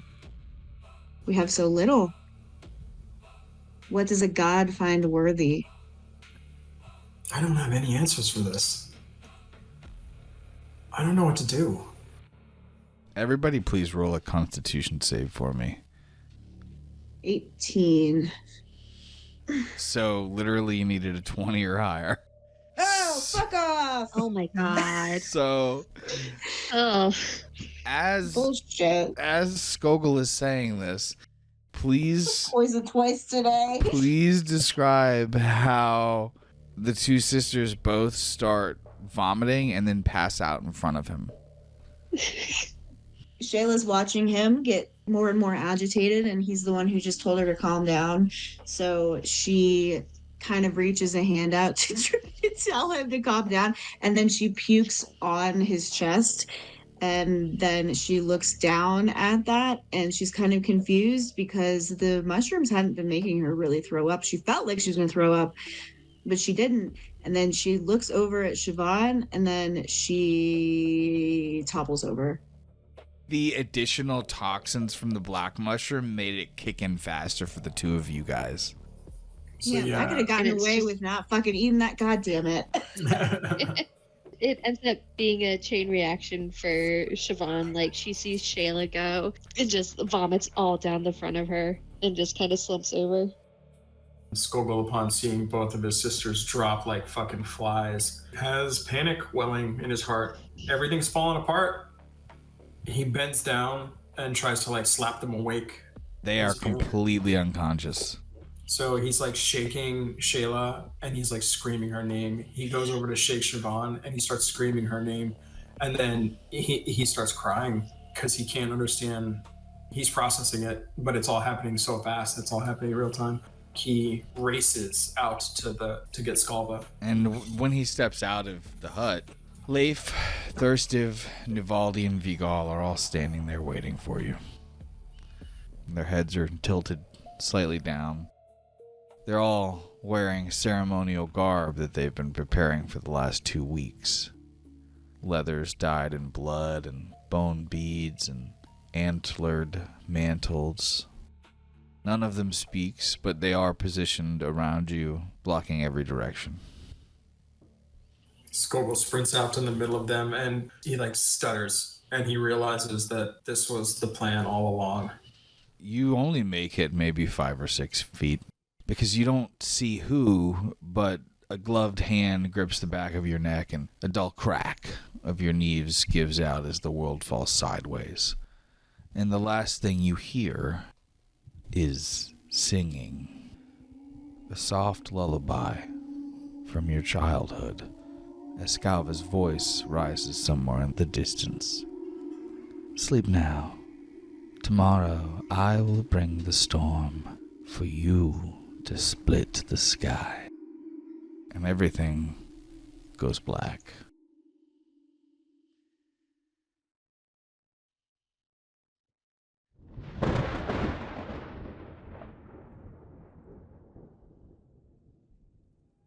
Zun's Peak sits atop the highest, loneliest mountain on the Plains of Silence. What's left of the ritual site is ancient, primal. A crystalline summit clipped by storms with a deadly base far below, cracked with frost fissures wide enough to swallow herds. The frost giants say it was not carved by wind or time, but by sorrow. They call it Nikuzinya, the Heartbreak Spire. It's said that Zun, the god of the lost and the void, waits here. Legends say Zun was not born from star tears like the other gods. He was not sculpted from fire or carved from ice. He arrived, cast out from the star tide by unknown forces, drifting until Panthus found him coiled in a cloak of darkness. An adopted god with no voice the others could hear. His peak is a place where the veil thins. At least that's what Scalva believes. Ringed in jagged spears of translucent blue crystal, the ritual platform sits like an altar left by the gods themselves. In the center, there's a massive spiral coil that carves inward, blackened and smoothed. Some say the spiral marks the path that Zune took when he fell from the stars. Others say it's his eye, always watching. Stairs carved down the mountain, hundreds upon hundreds stretching down a wildly steep pathway. Massive stairs carved for the feet of giants. Here, an orphan god was found, but now it is just the cold, the wind, and the spiral. Skogul and Siobhan lay on their backs, side by side, strapped to massive crystals that Scalva's followers have torn from the ground. The pair of you struggle to awaken. Skogul, as your eyes open, you see Scalva standing above you, staring down. Close by Scalva, standing at her side, is Shayla. Her eyes are hazy, and she sways gently, under the same effects of the poison as you and Siobhan. Scalva looks down at you and she says, "Welcome to the altar of your destiny. Do you feel it? The weight of his gaze behind the stars?" Skogul ignores her, and he tests whatever is holding him to this thing. And as he's doing that, make a strength roll. Oh boy. Right now, at least, you, with that 3, are not even close to ready. You pull and your wrist is bound. Your ankles are bound. You can barely budge them. Around the peak, Vigal, Leif, Thursdiv, and Nivaldi all nod, harmonizing into a low, rumbling hymn. The clouds above your head part, and you see it. The blood moon, swollen and red as an open wound. It bleeds its light across the jagged crystals of Zune's peak, casting long shadows before there's a as lightning filters across the sky. Scalva says, "This land was the first to know life. The plains of silence are where Panthus sundered the wild stone of this place, cracking its heart open to seed the world with his children. We were the Scourge and the Shapers. We sundered mountains and brought this world to heal, alight with the sorcery of the Titans. But the small folk, those treacherous spawn of Caul, grew arrogant. Humans, the vilest of them all, stole our divine right and shattered the bloom of magic, bound this land in a hex of ruin. Our people call you mistakes, but you, my bone children, you will remind the stone of its primal song." Yeah, he's going to keep testing the restraints as much as he can, but in his head, he's racing through what he learned before he passed out. And he just yells openly, "What have you done, Skull Mother?" "I have honored your mother, and I have gotten you safely to where your destiny lies." And she continues to drone on about gods and titans and sorcery lost, but her voice slides distant, like the ocean under ice. Shayla hasn't spoken yet. That gives you hope, because you are done being the quiet son. You are done kneeling to gods with rusted mouths. He looks over to Siobhan and he whispers to her, Sister, can you hear me?" Siobhan, roll a perception, please, for me.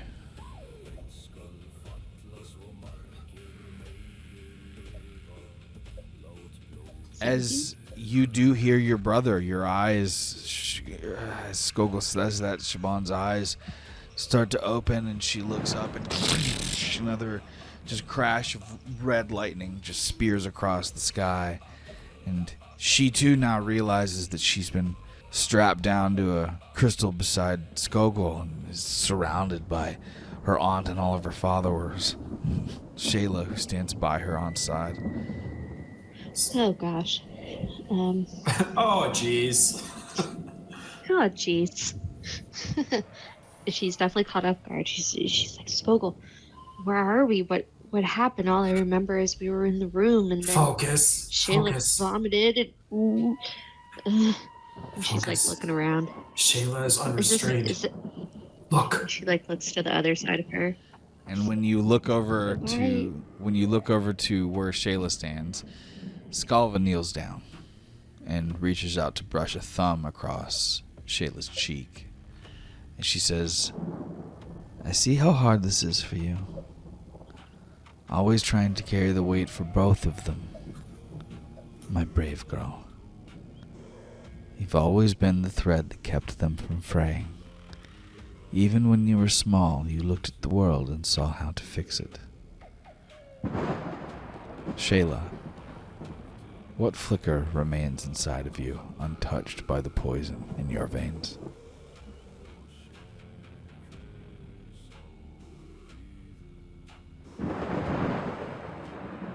The sheer, just like terror of her being up and them being restrained. It's not ever supposed to be like this. They're never ever supposed to be separated like this. She's the one vessel. Skalva is hedging her bets against Shayla surviving. No. He looks to Shayla. He goes, Shayla, come to your senses. This isn't you. She's having a hard time. Because I think that even Skullmother's touch is kind of like the gentleness of it is so unexpected and so foreign that it feels good, and she's confused. She's very confused.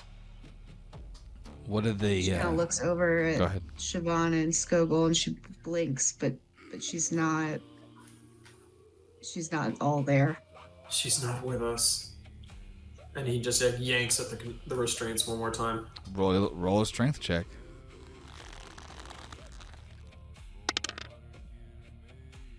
One of your hands, your right hand, starts to loosen a little bit. With that last tug, you do feel a give, but you're still restrained.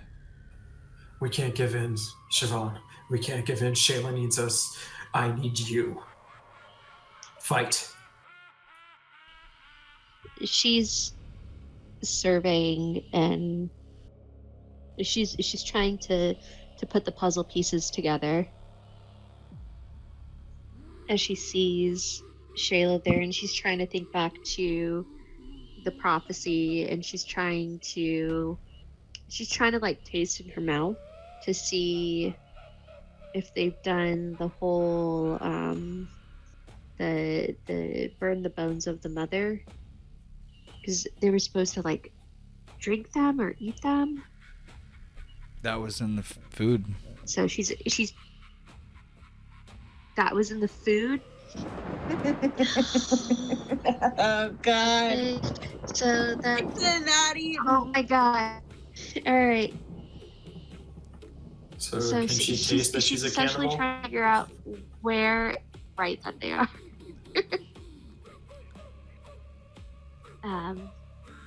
Okay.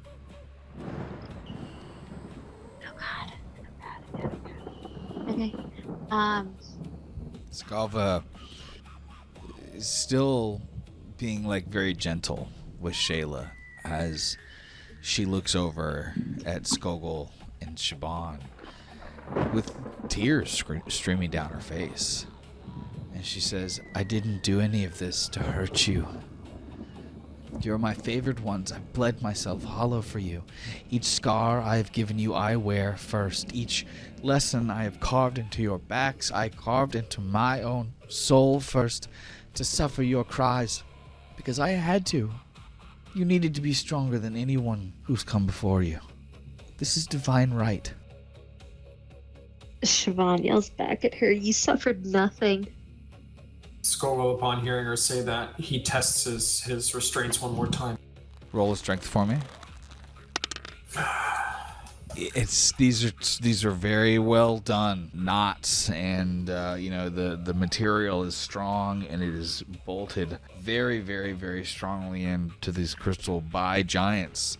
So I mean, it's going to take some serious effort to get yourself free here.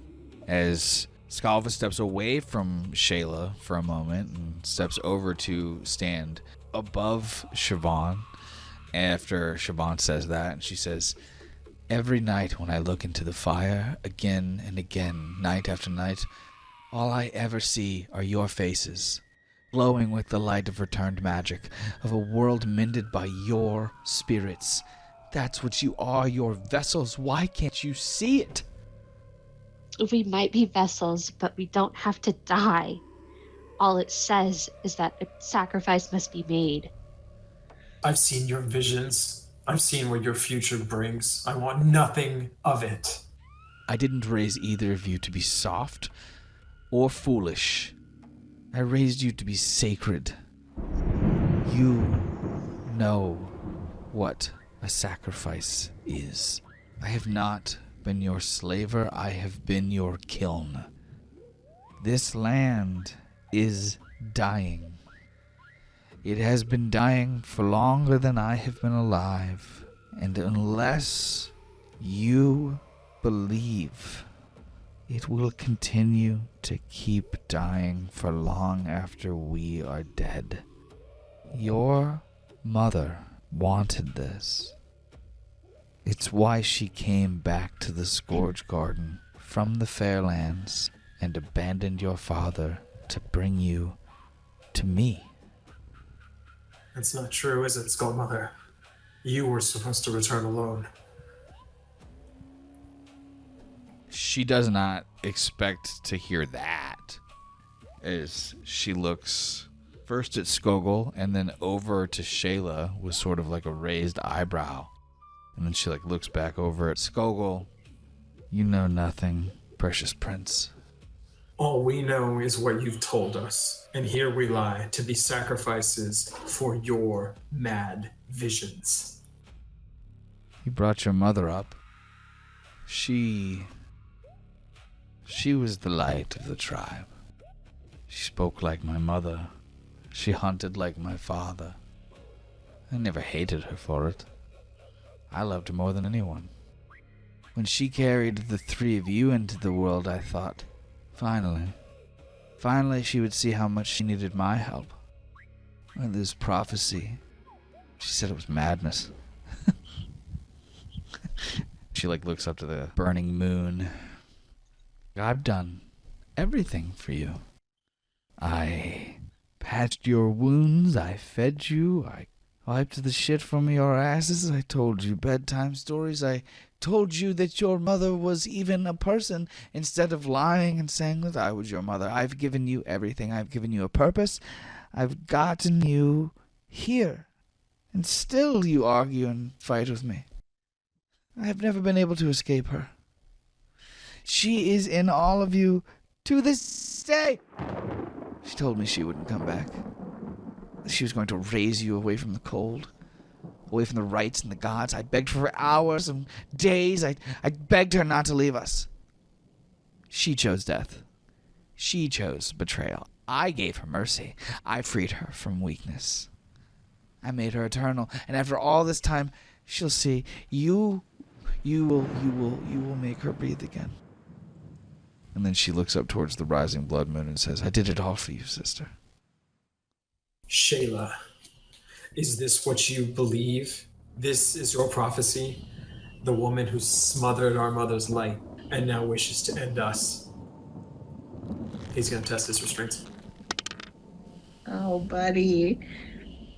With that 11, then, it does budge a little bit more. You see that it's pulling loose.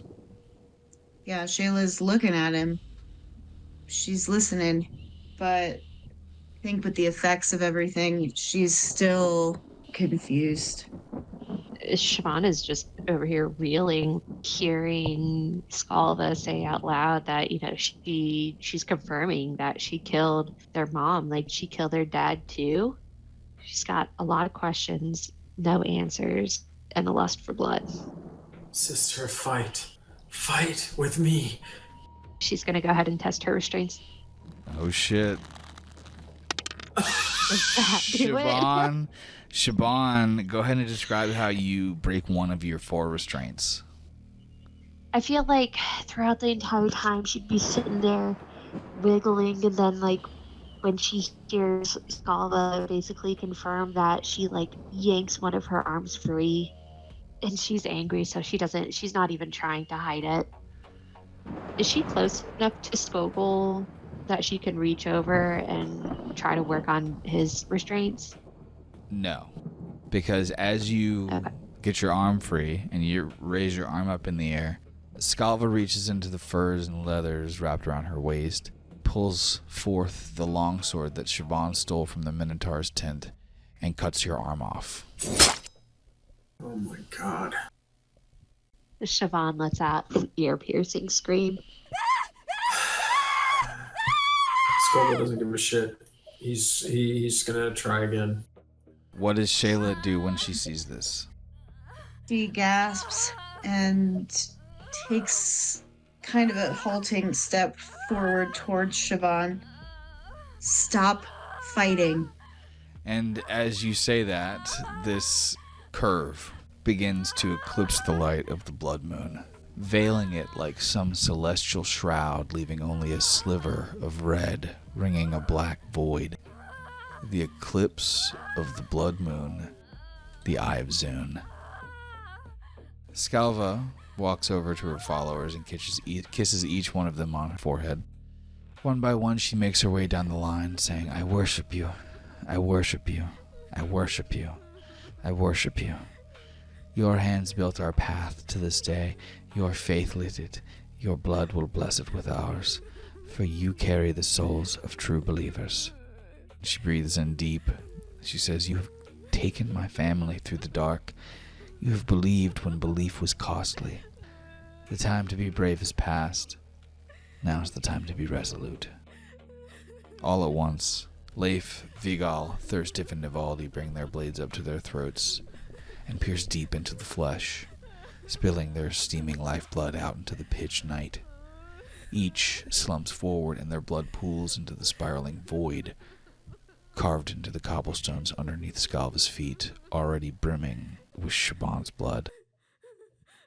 I think seeing them cut their own throats has Skogul frantically thrashing side to side, smashing his head into the rocks, trying to get any leverage on this ropes. And he's screaming out at Shayla again, "Sister, come to. This is madness. This is not how we were meant to end.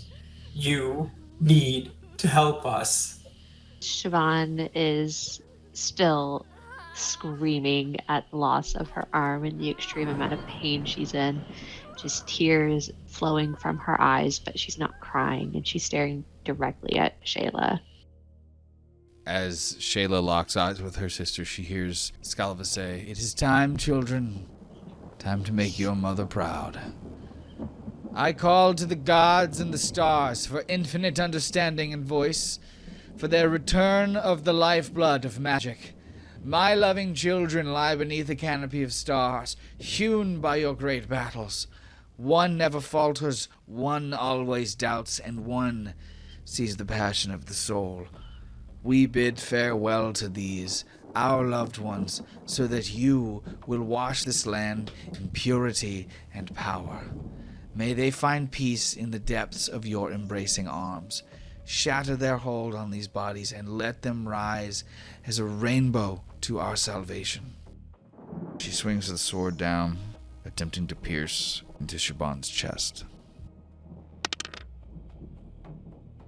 You just received 9 piercing damage.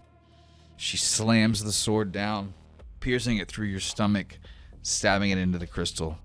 You feel it tear through your your side and you just scream out. You're missing your arm. The sword is buried deep into your stomach, and she leaves it there. I feel like the only thing she can do is just continue screaming. What she's going to do is she's going to keep drawing Skalva's anger and attention, and she's going to reference the note, specifically recalling the part about her father's love being her shield. She's going to specifically call that out because she wants to go Skalva and keep all of the attention on her. And as she shouts that, Skalva turns away and looks down at the blood that's pooling into the spiral, and she steps back away from Siobhan, and she's looking around, and she's like, you see her like doing these like finger motions, and she's like doing these different like finger like positionings because she's left the sword in your body, and she's trying to cast spells. She's trying to cast spells, and nothing's happening. And she looks up into the sky, and she's like, Why aren't you speaking? And like she staggers back, and her hands are bloodied, and her face is pale, and she says, The moon is ready! I gave them everything! This is the moment! This is the hour! Part the veil! The sky must scream! And she's just like waiting. As Siobhan is screaming, and Shayla is completely overwhelmed and unsure what to do, and he starts laughing at her when he realizes that she realizes that shit's not going her way. This is because it's madness. when you say that, she pulls out a mithril arrow, one of the elven arrows that you used in the Reave. And she steps forward. She raises it above her head like a dagger, and red lightning crashes across the sky behind her as she brings it down to pierce it into your chest. That is an 18. So that is a hit. Skogul, this time you just took 23. That would be a wrap on Skogul. So you are at... -2. Okay. Roll your death save for me here. Okay. Don't tell us. Okay, I won't. So that has been rolled, and she leaves the arrow in Skogul's chest. I mean, it's sticking up out of you just like the sword is sticking up out of Siobhan. And she looks back up at the sky, was just staring at the eclipse with sort of growing panic in her eyes, and she goes, "Did I not sing loud enough? Was my love not enough? Show me that there is a higher love, please!" And then, like, she turns, looks at the blood mingling. It's just blood. Skogul is bleeding out of his mouth, and she sees that he's, like, struggling to, like, break free from one of his bonds as Siobhan is just covered in blood. She walks over to Shayla. She puts a hand and, like, takes yours and puts the dagger in it that you took from the Minotaur's tent. And she says, "It was you who opened your eyes first. You don't need to be afraid anymore. It won't hurt. I won't let it hurt. I'll be here holding you, singing. You'll feel the breath of the gods wrap around you, like the wind itself, and when you rise, you won't be flesh anymore. You'll be light and you'll be truth. This world is so starved, little one, so hollow and cold, but you can give it warmth again. You can be the spark. All you must do is take a leap of faith. Let this be a real gift, one that makes it all matter." And she kisses Shayla's forehead, and she says, "Let me be proud of you. You more than all of your siblings one last time." As Skalva is telling her this in one of her ears, in the other ear, Siobhan is yelling at Shayla, trying to get her to come to her senses. "I love you. I forgive you. You are the light. She is the darkness." He's like coughing up blood, and he goes, "Listen to your sister, listen to us. You don't have to go through with this. She is not our mother." Ayla's looks over her shoulder. She takes the dagger from Skull Mother and looks over her shoulder at Siobhan, who's missing. Her arm is just laying on the ground. And Skogul, who's fading. She turns back to look at Skull Mother and holds the dagger, kind of runs her finger across the tip of it. She looks all the way up at her face because she's so tall. This woman who Shayla looked up to, she wanted to be just like her, and she wanted to make all of this happen for her. And part of her feels like everything she's ever known is a lie. She wants to believe it still. She's still, if she doesn't have this, what does she have? And Shayla's eyes flit up to the eclipse and then over behind Skalva to the edge. Everything you've done for yourself. She's going to try to take a running jump and take them both off the back of the edge. Oh my god. Whoa. Okay. Well, go ahead and roll that would be either athletics or an acrobatics. I'll give you an advantage on that because you have a knife in your hand. Oh, 11. You collide into Skalva. She says, "What are you doing? What are you doing?" And like she stumbles back a few feet as you're basically like on her chest. And she goes, "Shayla, stop! Shayla, stop!" Shayla is frantic and she's panicked and she's hearing her siblings scream and she's crying and she's pushing as hard as she can. Roll a strength for me. Just regular without advantage. Please describe for Skogul and Siobhan what they see here. She's slashing and crying and yelling and screaming, and she doesn't want the last thing that they hear to be Skalva. She doesn't want them. She's trying to drown out her screams, and she's a flurry of motions, and then they're gone.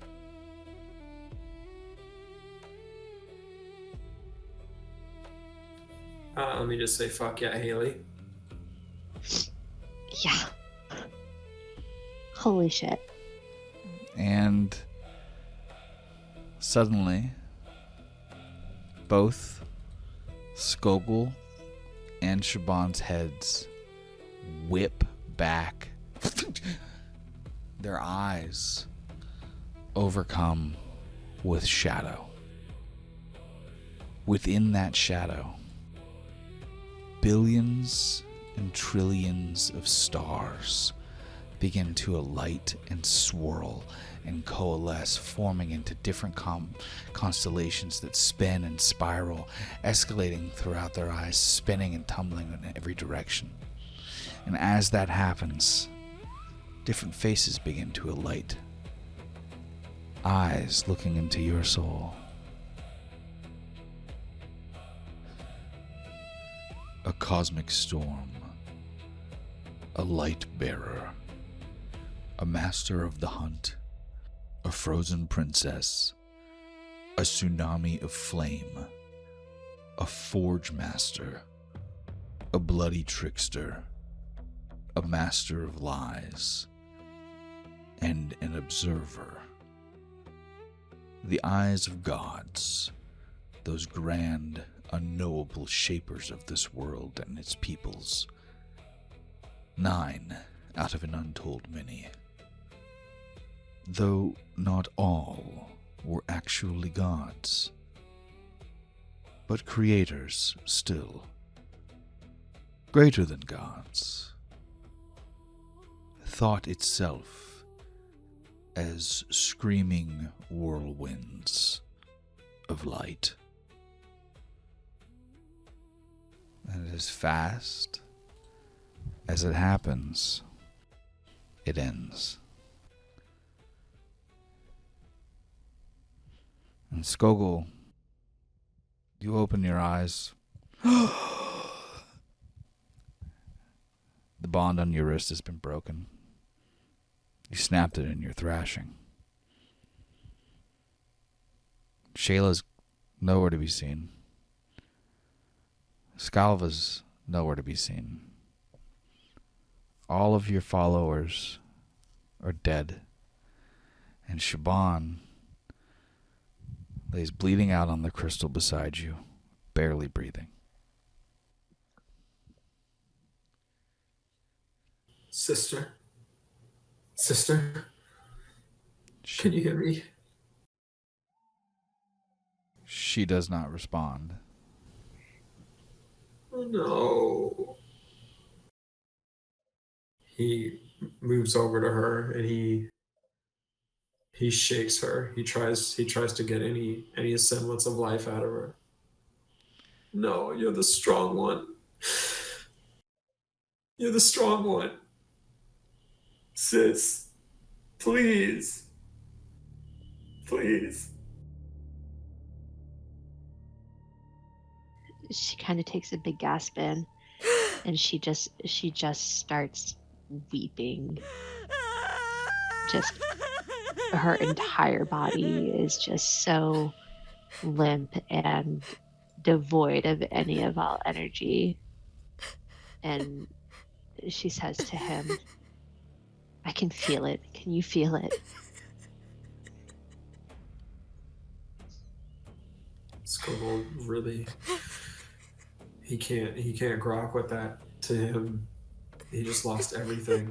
And to hear her say something like that feels so foreign to his ears. I saw something. I don't feel anything. And he tears a piece of his, of whatever he's wearing to try and tourniquet her arm. Roll a medical for me.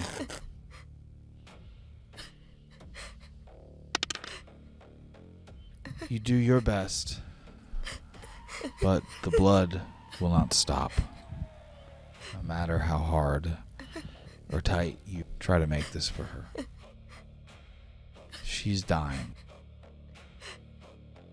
He takes her good hand in his, and he cradles her head underneath his arm, and he looks at the stars with her. Has the moon started waning yet? It has gone back to a crimson blood moon. He looks down at her, and he starts singing the lullaby that he knows Skalva used for so long. But he stops himself short, knowing that it's everything they know is poison. And he decides to commit to her fantasy. And he says, I feel it too, sis. I feel it too.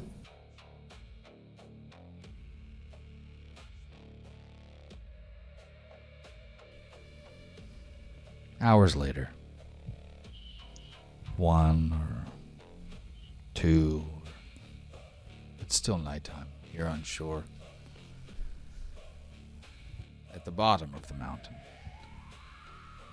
Skogul stumbles through a ravine of jagged ice and pale rock. His hip torn, the arrow still sticking out, slick with blood. Every breath burns in your throat, and every step sinks deeper into pain. In your arms, Siobhan doesn't stir. What little breath she has left is shallow and slow. A thin tremor rides her lips, like one of Shayla's candles guttering in the wind. Skogul, as you walk in this state of shock, this state of dazed pain and trauma, what have you been saying to Siobhan as the pair of you came down the mountain? Our sister sacrificed herself so that we may live. And with our last breaths, I know we'll see our mother. We'll see the life that was taken from us. Blood paints the path behind you like a ribbon laid down by ghosts. Your vision blurs and your legs threaten to fold. Your body's ruined, but something stubborn within you still burns. A vow to carry her, to not let this be the end. Not like this. You slip many times, hard, your knees cracking against stone, an arm always shooting out to keep sure that Siobhan doesn't hit anything in the fall. You can feel the hot tears on your cheeks when you press your forehead to hers. Skogul, please roll either a survival, a strength, a constitution save, or an athletics check for me with advantage. With that 17, he forces himself up, one step then another. At the bottom of the mountain, it takes hours of wandering through the snow, your arms long ago numb from the weight of your sister, before you find the bodies of Scalva and Shayla. Shayla, what does Skogul see?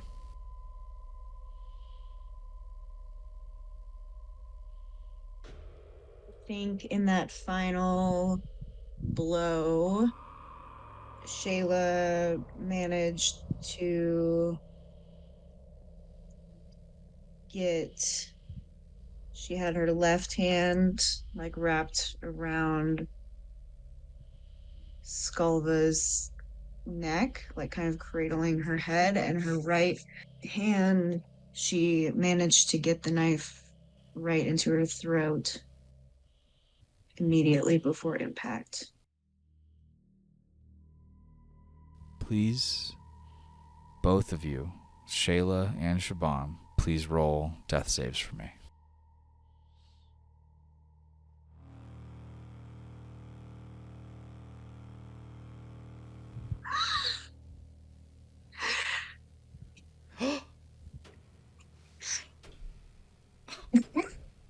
Yeah. I'm over here crying. Skogul, both of your sisters rolled natural 20s. What? What? I swear to God. You need to I swear to God. screenshot that shit right now. Oh My God. No way. No, everyone needs to screenshot that. That's incredible. I'm doing it right now. 1 second. Dude, what the fuck? 1 second. 1 second. 1 second. 1 second. 1 second. No fucking way. Oh, okay. Holy shit, the story wants. The story wants it, dude. Jesus fucking Christ, that is psychotic. Wow. So. Oh my God. So.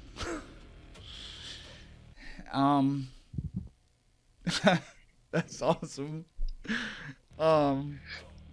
As you find your sister, you see that she is silent, laying on the body of your aunt, a dagger buried deep into her neck. And as you drop to your knees with Siobhan in your arms, you hear this sound from behind you, this.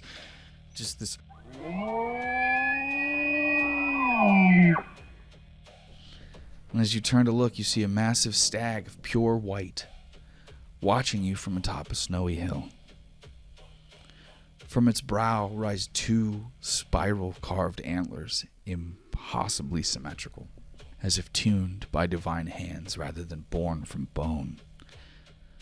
Above its head, the shiver veil hangs lower than you've ever seen it, draped like a curtain of silk, of pale gold and iridescent blue. The light washes the stag's fur in shifting hues, casting patterns across the snow too complex to understand. The stag does not move. It has no fear in it. And then it turns and steps over the rim of the hill, vanishing from sight. As at the exact same time, both of your sisters... Siobhan? Shayla? Neither of them can talk. Their wounds have shattered them. but they are breathing. As you hear the faint crunching of boots through snow coming up behind you, the jangle of chain and bone, and a soft grunt as a great shadow leans over you. A woman speaks. What happened here? When you look up, you see one of the frost giants from the hunting tribe from weeks ago, who you and your sisters saw burning their warrior friend in a reverential pyre.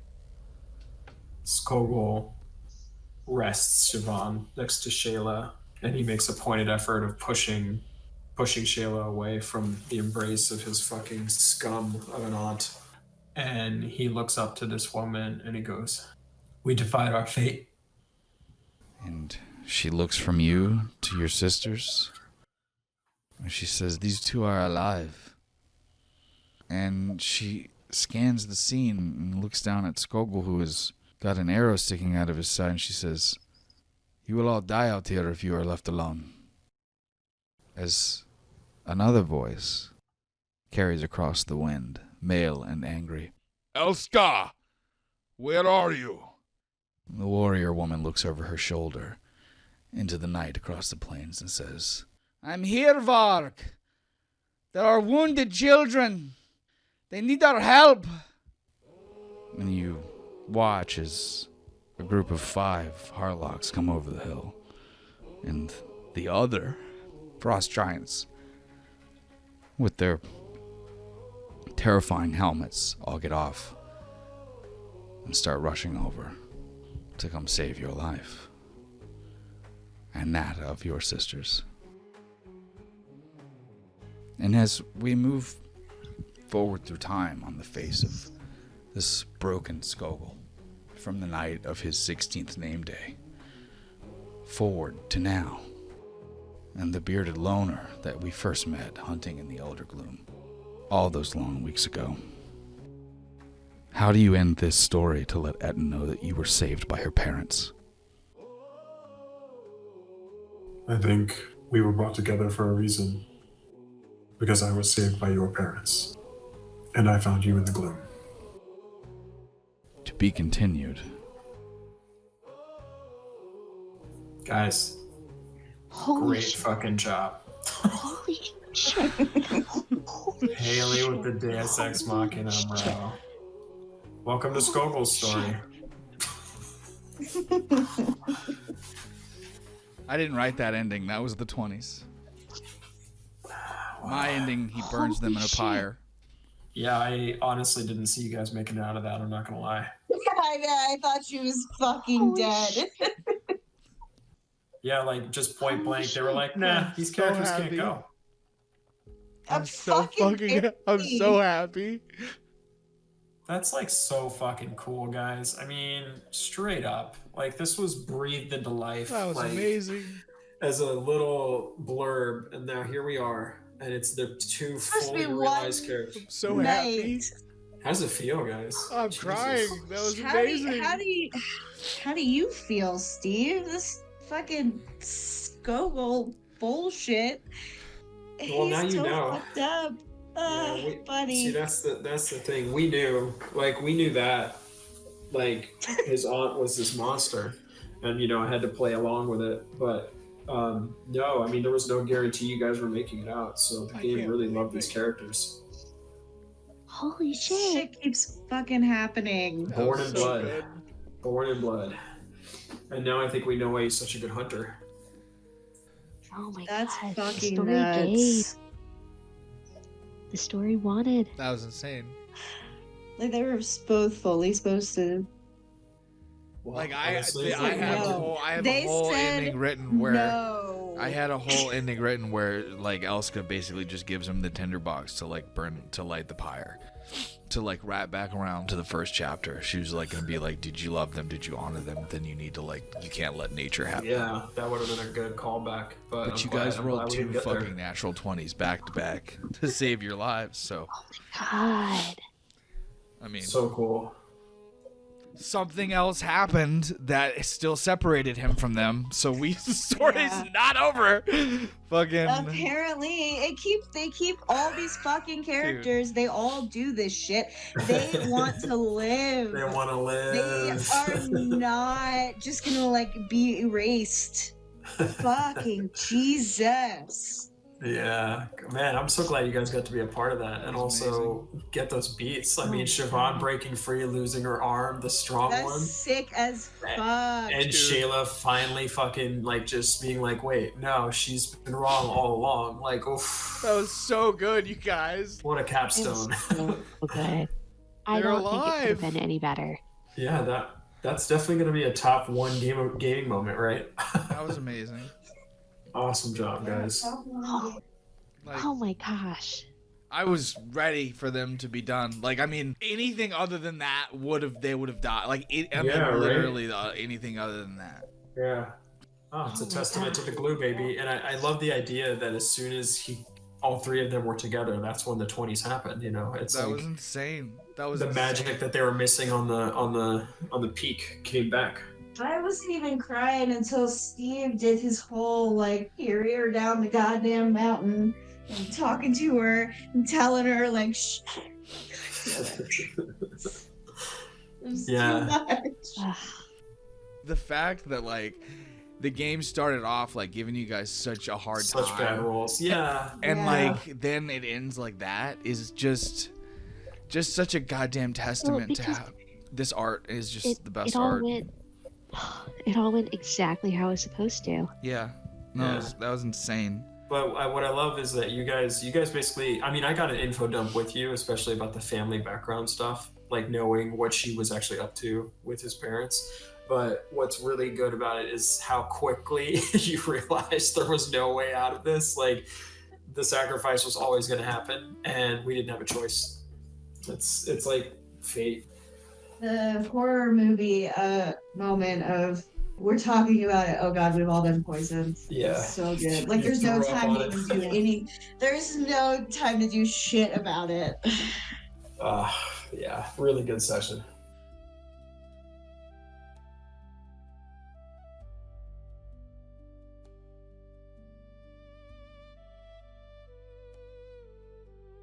Well, thanks for sticking around with us, listeners. What a doozy that one was. I think you could tell that chapter hit us all pretty hard emotionally. Hopefully it brought you there with us. And you enjoyed learning the truth about our resident, unknowable half-giant. It's going to color a lot of your understanding of the story going forward, as we return back to the campaign timeline, Meryl's investigation, and our beloved prisoners as they make plans to strike back against Monster Manuel. We've got a long way to go yet, I promise you that. And trust me, it doesn't let up from here.